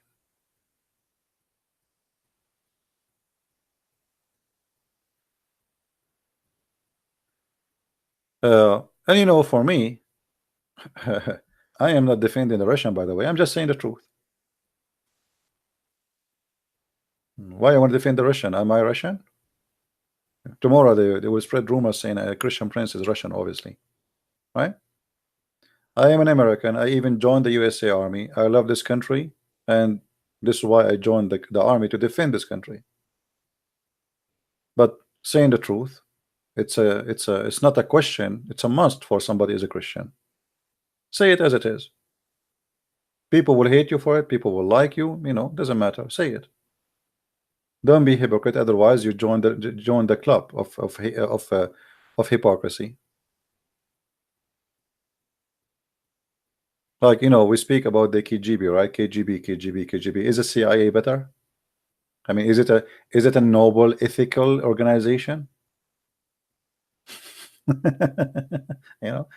Assassination. The KGB, they assassinate. Well, do you remember the story, like the scientist who supposedly the Russian they tried to assassinate him, and how Europe went crazy because of that, and England and blah blah. CIA they assassinate every time. Always we assassinate people. Always. And we don't send the W7 agent no more. We have the drone. We go to Somalia, like Al-Wakili, who is an American citizen who was killed or he joined terrorists. We assassinate him. That's assassination. What about Osama bin Laden? Did we assassinate him? The guy was in his house. So they cannot assassinate. We can assassinate.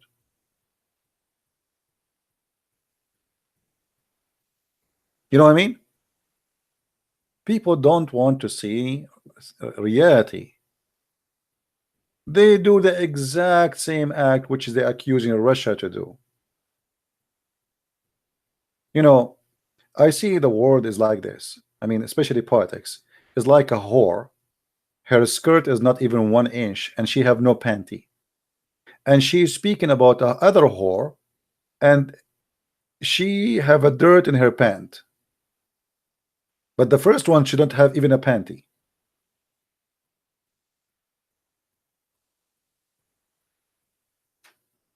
People don't want to see what is the truth, right? Do you believe that's about Osama? For sure, I believe about Osama. Why not? I mean, he's a real person. Yeah, he served the agenda. And always Osama bin Laden, he was, Osama bin Laden was using the American, by the way, and the American, they were using him. It's like sex with benefit. They quite friend with benefit. They are in bed together. Both of them, they are using each other. So yes, the same as the Islamic countries in many countries now, they are using America. When the Shia, they wanted to get rid of Saddam, they came hundreds of Muslim scholars kissing the shoes of George Bush, convincing him that if you go to Iraq, we will join you, we will support you. So George Bush, he thought it's going to be like a picnic trip. Okay, we will go. Let us take Iraq. They went there after the American army. They finished. Suddenly, all those Muslim clerics, they want America to leave because they used them. And the foolish Western, they did not get it. They use you. Always they use you. Same as the war in Bosnia. Same as the war in Somalia. Same as the war in Yemen. When they are done with you, they will say to you, get lost. Any one of you heard of something about Lawrence the Arab? Who knows about Lawrence the Arab? Anyone heard of this name before? Or Lawrence the Arabian? Lawrence the Arabian is a real person. It's like James Bond now. But this is real. When the British, they want to get rid of the Ottoman or destroy the Ottoman Empire, they send one guy. Just one guy. Not 10, not 20, not 30. One guy. One guy very well skilled, very well trained to make bombs, to give training, and he start training the Arab how they can fight and make a revolution against the Ottoman. And he was extremely successful. And then suddenly, oops, we have a new kingdom. It's called the Arabian Kingdom by a king. His name is Faisal. Oh, sorry, they brought first Sharif Hussein. The Sharif, which means the Honorable Hussein, who claimed to be from the family of Muhammad. He was made king by the British people, British government. And then they gave his kids kingdoms. Iraq is a kingdom. Jordan is a kingdom. Syria is a kingdom. Suddenly they are laying eggs kingdoms. The whole point is to destroy the Ottoman Empire, and they were successful. One man. Just one man. This is what intelligence can do.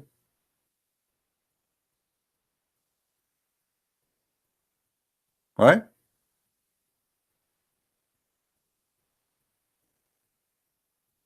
Now, maybe some of you might think that this is a fiction story. It's a true story. Osama bin Laden is a person the same. He is using America, and America was using him. They wanted somebody who fight the Russian without being in them involved, because they cannot risk having a war with the Soviet Union. So what we do? We arm the puppets, the small ones, and they will do a lot of damage, more than having a war. So they start arming the Mujahideen. They give them missiles to take down airplanes.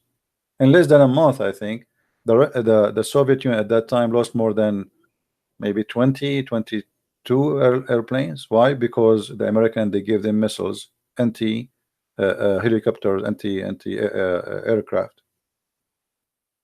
So we support terrorists when we want,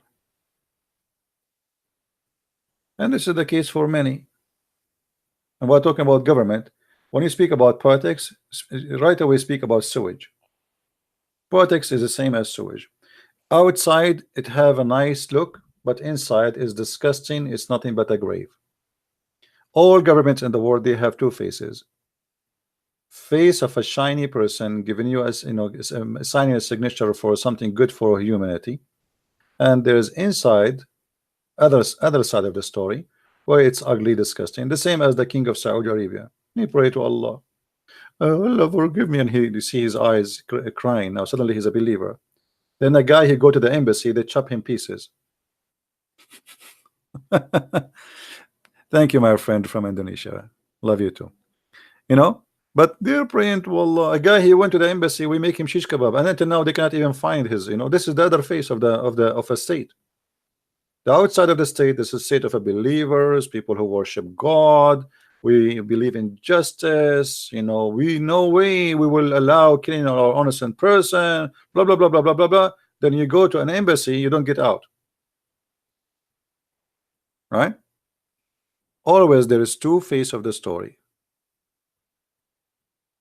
And Al-Khashoggi, why he became so famous as a story, because there's a propaganda machine wanted to use this against Saudi Arabia, which is Qatar.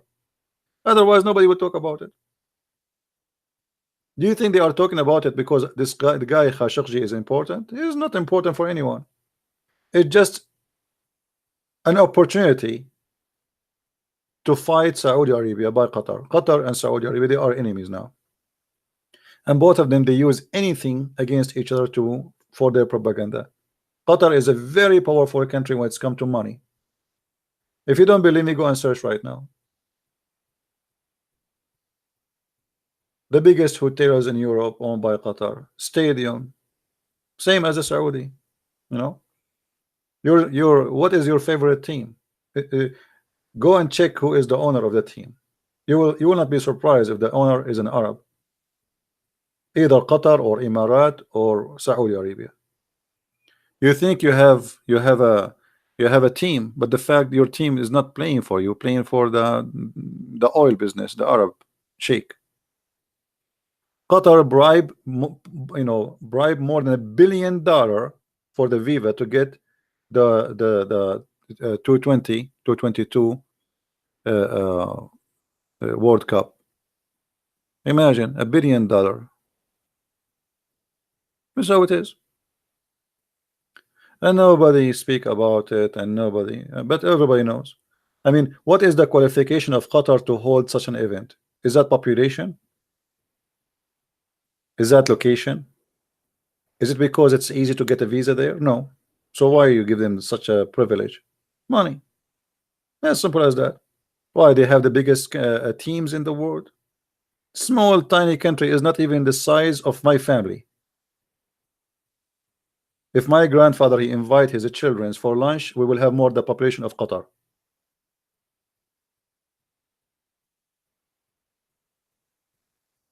What Qatar? Qatar is not even a country. It's just born. You know what country? What year the Qatar was established? 70 something like that. I mean, it's not even a country. It's a small, tiny. You know, nothing. There's no population there.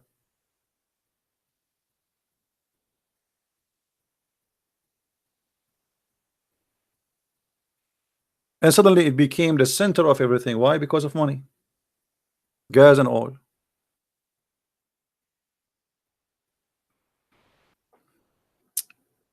Anyway, guys, I hope today we have a good time together. Did we have a good time?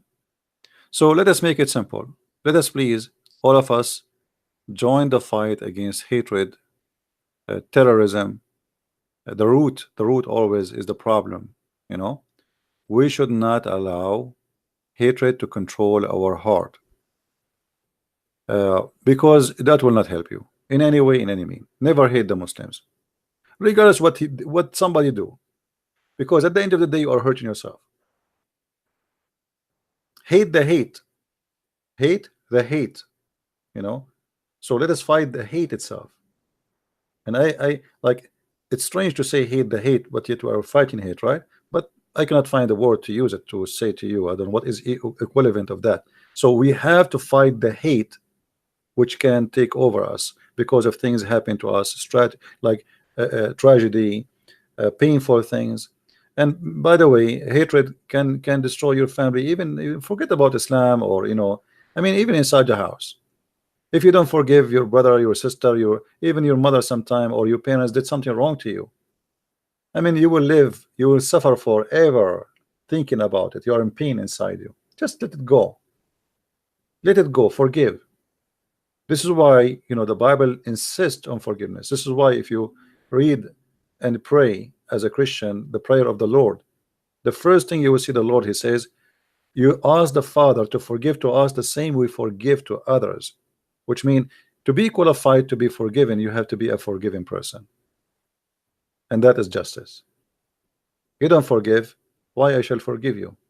You are a sinner too. So they commit sin to you, you don't forgive them, and you ask for forgiveness. Where is justice in that? So forgiveness is very healing method. It heals you from inside. Not like in Islam, you know, hatred, it heal you. If you remember, the Quran says,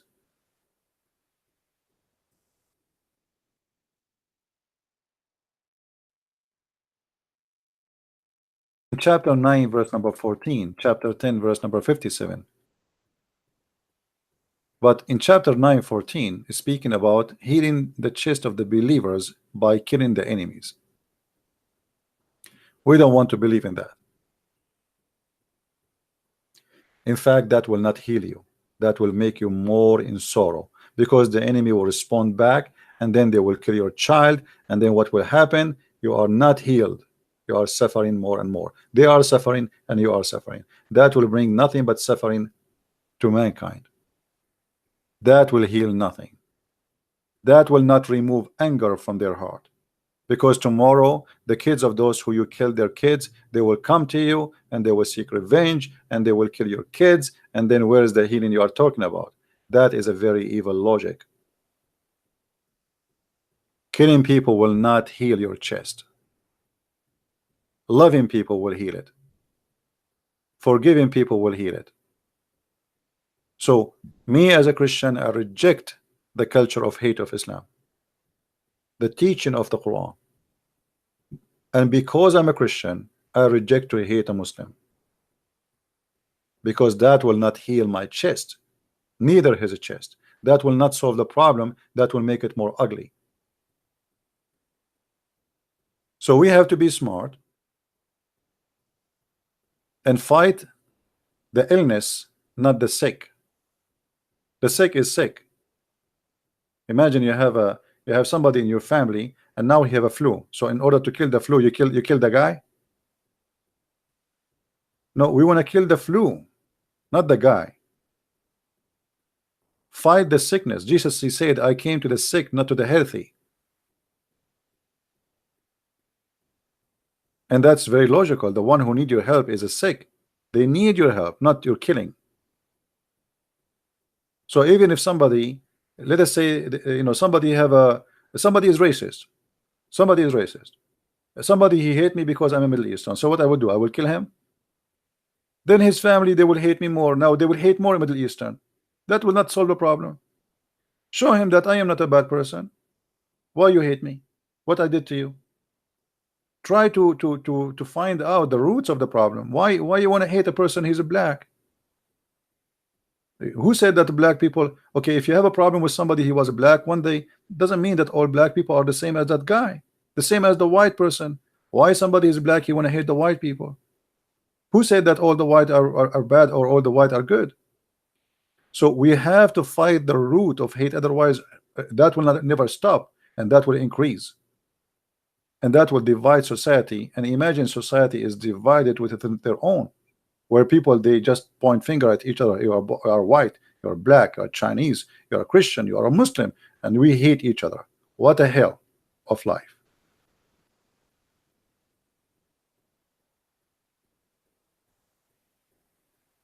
Why they hate Israel so much? Because of the culture of the teaching of Islam. Islam teach to hate the Jews, and we showed you that already.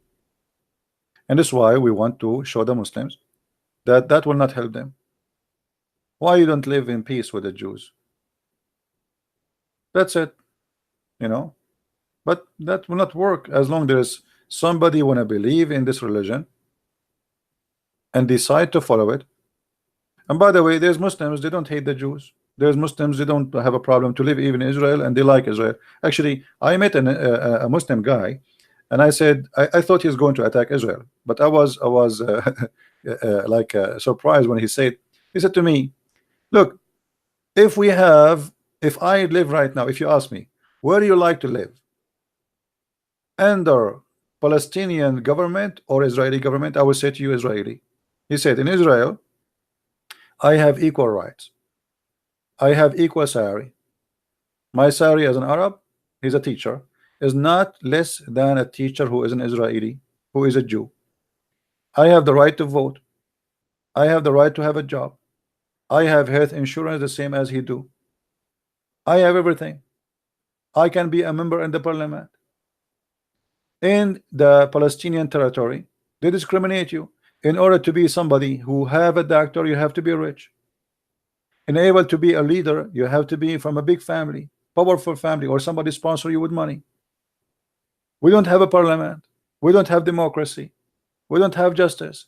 Somebody he wrote a paper or about you that you like Israel, they will drag you from your feet in the street and they will kill you with no mercy, savage way.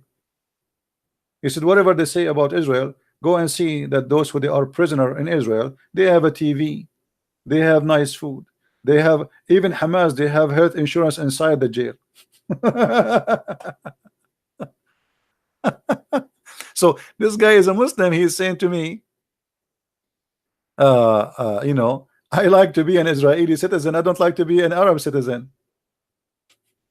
He's just being honest. In Israel, you live like a human. And for me, honestly, I wish I can go to Israel. I wish, actually, I thought about it, but first, I cannot really afford it. It's expensive, unless one of you want to pay for it.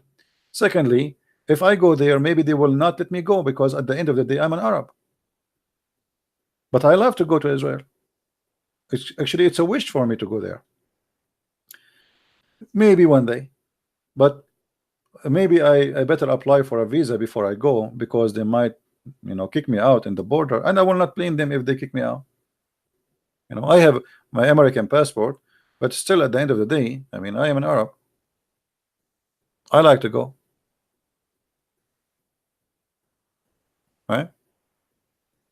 And actually, I will work for such a visit to Israel. Will be a nice to do and see, to understand, to be in touch with all where all the things happened, right? So I wish one day I can do it. Yeah.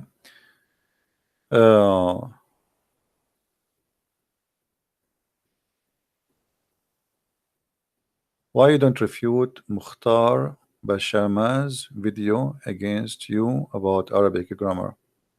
Who is this guy? And why he don't call me? And why I need to refute him? Why about he call me to refute me?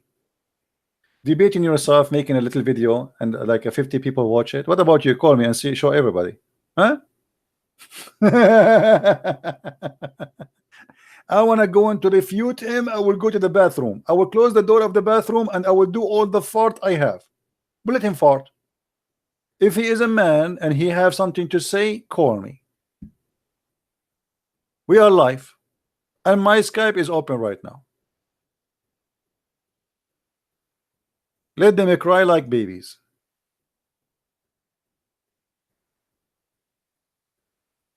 Is that correct, guys? We are Christian Prince. Why your Christian Prince don't? Who's this guy? The big guys, we don't even count them. I am here. Give me his Skype. I will call him. If he is a big guy, he will not call me. I will call him. I will be humble. Is that good? I will refute you about the grammar, brother. Yeah. And I find it very funny when Abdul he says he want to refute me in something. So let us say for the sake of argument, somebody here refuted me in 1 or 2 or 3 things. So are you saying the 99.99999 things he said is true? How horrible. Huh? Yeah. We are. Have you ever honestly, just be honest with yourself. Have you ever seen somebody have the courage to take a live call? That's a big responsibility and big challenge, because I don't know what the question would be. Correct? All those who claim either fighting Christians or fighting Islam, without mentioning names, they don't have their Skype open. for a very simple reason. This is not easy to do. You don't know even what he will say to you. You have to be a person with vast knowledge in the topic, so you don't care what the person he will call and he will say. And because all of them, they are potatoes, copy paste, they search in Google, and this is what they can talk about, and they have a specific topic to talk about. And this is why a Muslim, when I debate me, he have to prepare for the debate for maybe a century. Let us choose a topic, and always the topic is going to be the Trinity. The Trinity, that's it. The Muslim, he always seek refuge inside the Trinity, because he cannot, he's afraid I'm going to ask him a question, so he want to debate only about the Trinity. Why those who claim to be big potatoes in Islam don't open their Skype and anyone call us, and I will be the first one to call? Do it. They don't dare, right?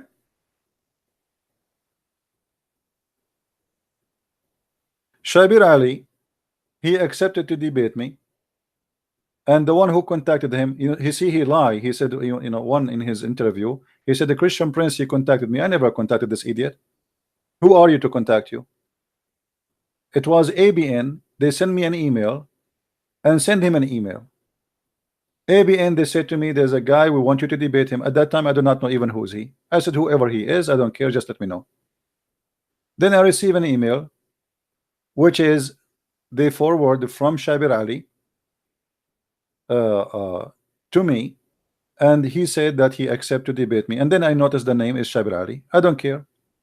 And then at that time I was doing the shipping for my books by myself in Amazon. So I saw an order from Shabir Ali buying my book, and I made a video about it.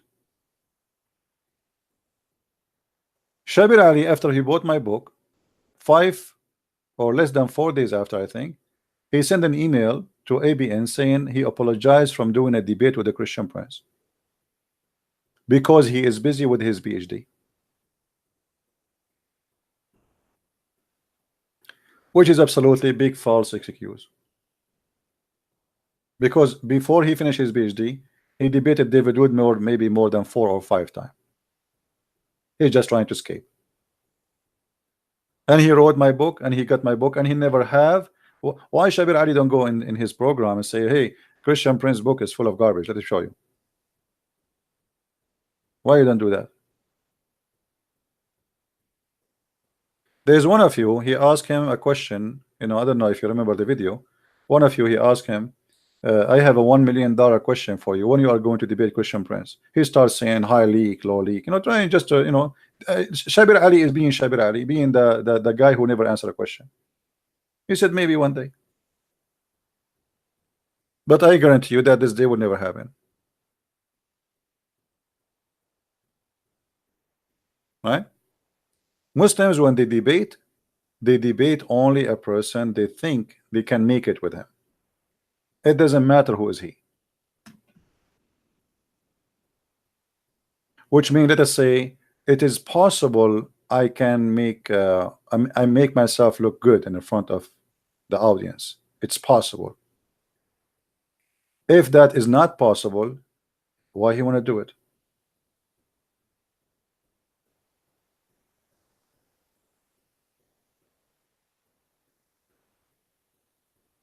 Right?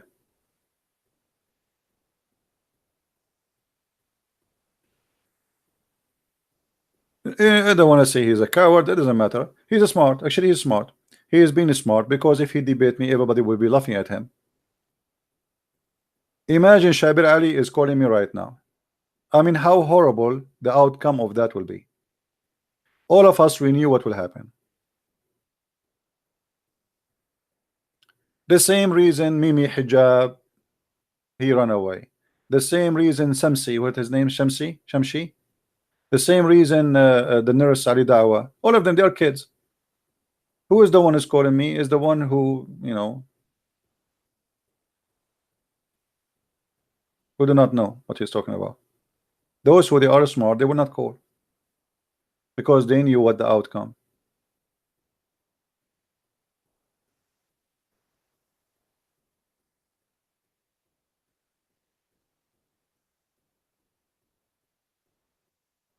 Where are they? Give me your Skype, I will call you. All those names. Give me your Skype, I will call you voluntarily. Don't call me, I will call you. Still they will not do it.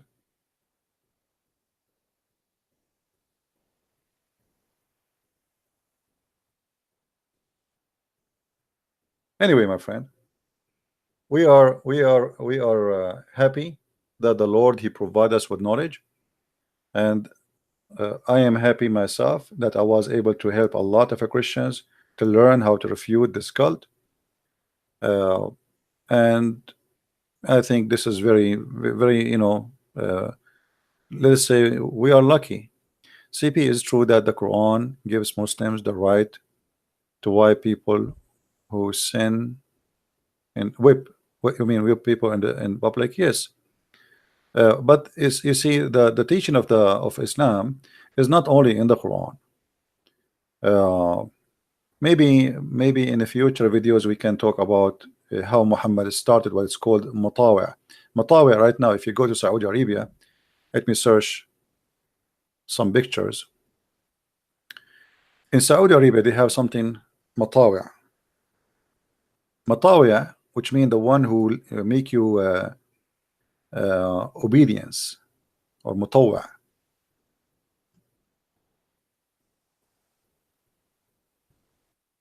So if you are not obeying the Sharia law, they will beat you up in the street, and that is started from the time of Muhammad. This is not something new.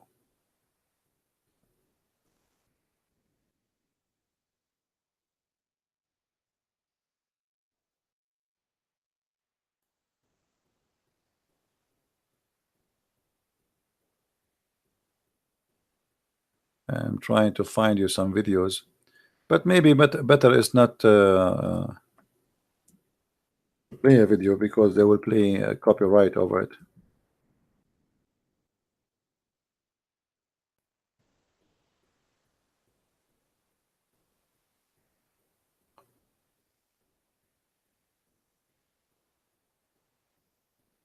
Yeah, there's tons of videos. Anyway, you can search about them. It's called the religious police. To make it simple, the religious police. The religious police, if you don't close your store in the time of the prayer, they can beat you up. Because the Quran says, وَيَدْعُونَ إِلَى الْمَعْرُوفِ وَيَنْهُونَ عَنِ الْمُنْكَرِ. They order to do the right thing, and they forbid what is munkar, which means rejected.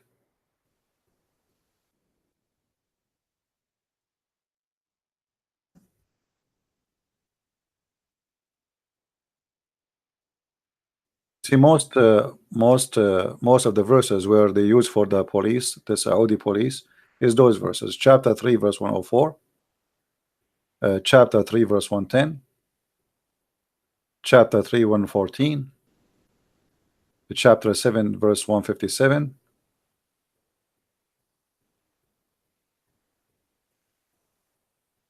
So like this is the major, the major teaching where the religious police started from. All right, which is saying that the believers, they should enforce the goodness and forbid what is not good. And who is the one who decided it was not good? Muhammad. All right, like if you remember, we always mention chapter 3 verse number 10, right? You are the best of the community who has been raised up to mankind. Why? If you go in the hadith explained that. The hadith says that the Muslims are the best of the community. See, this is the verse, same chapter 3 verse 110. It says you are the best of people ever raised for the benefit of mankind.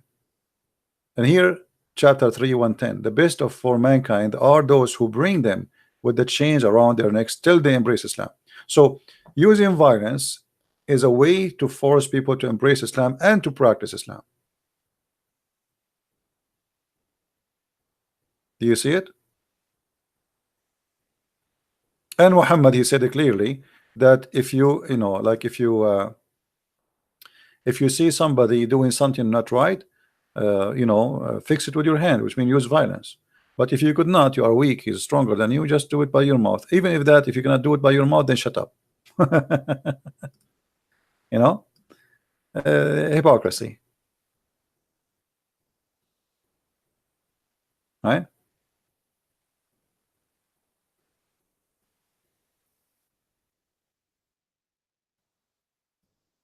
I hope I did answer you, my friend.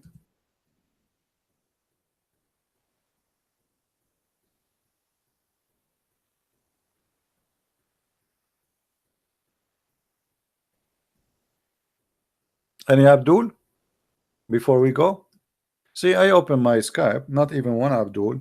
He have the courage really to call us.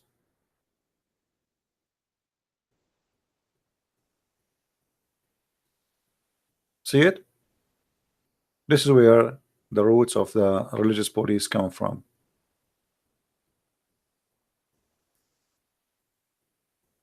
All right, I better go because look like we have a storm coming, big one, and I hope we will not lose electricity. I hope so. Again, I'm not going to keep this video really. There's nothing much. There's no debate. I keep them only if there's an important debate, and if there's nothing really, I'm not going to keep them. I like to keep my page only the debates, and those who they are not really too much important for me, you guys can download them and have them around. So please always download my videos as soon as I finish, and take my advice. And this is an advice from a person who have no benefit of giving you advice except what is good for all of us.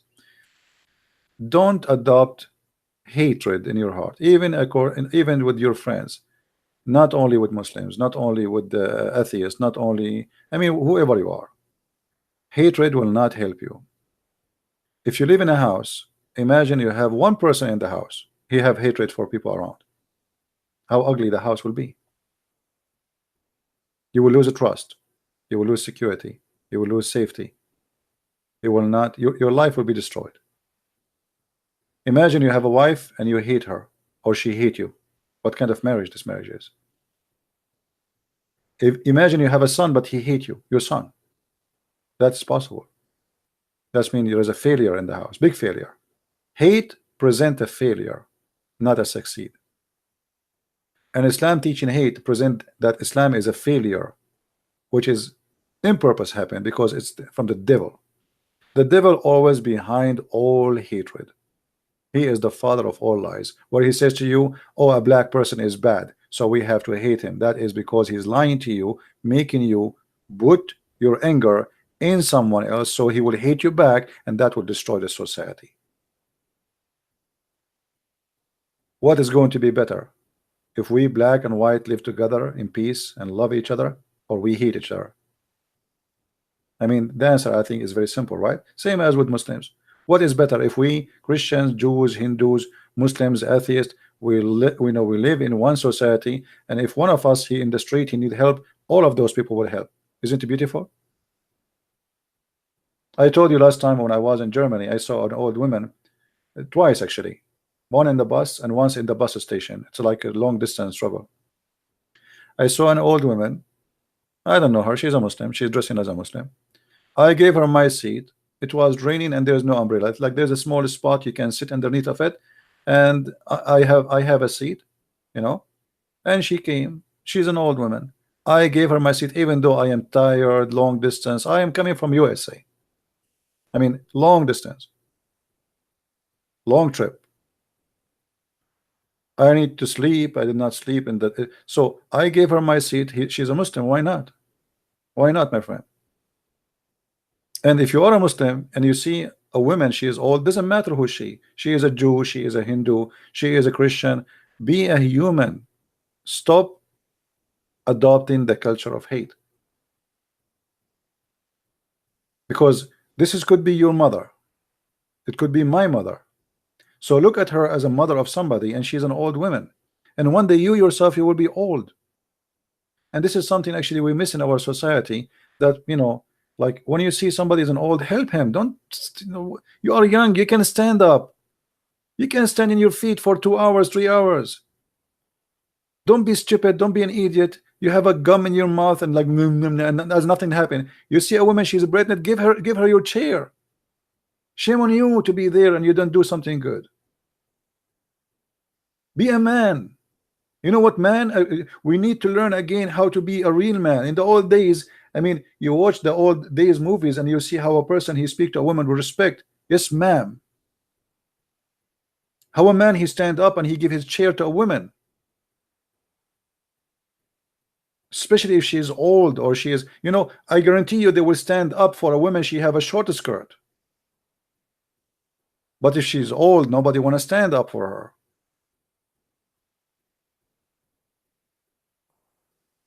My friend, what do you do to others will be done to you. One day you will be old and nobody will stand for you. If you don't take care of your parents, as an example, your child is watching. One day you will become in an age where you cannot serve yourself, and then your child will say to you, you say to your child, oh, you want to put me in a nursing home after all what I did to you? He will say to you what? He says, isn't this what you did to your parents? Isn't this what you did to your parents? So now it's bad. How come you didn't think about it bad when you did that to your parents? So, you know, our society, we need like a kind of a revolution to go back. You know, like they say in old days are bad. Actually, old days people are a lot better than now. Today children are rude.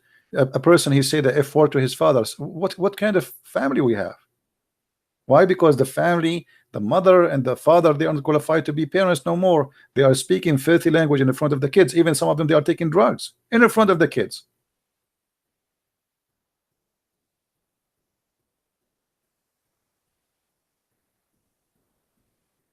This is why I say not everyone is qualified to be a parent. If you cannot be qualified to be a parent, don't get married and don't have kids.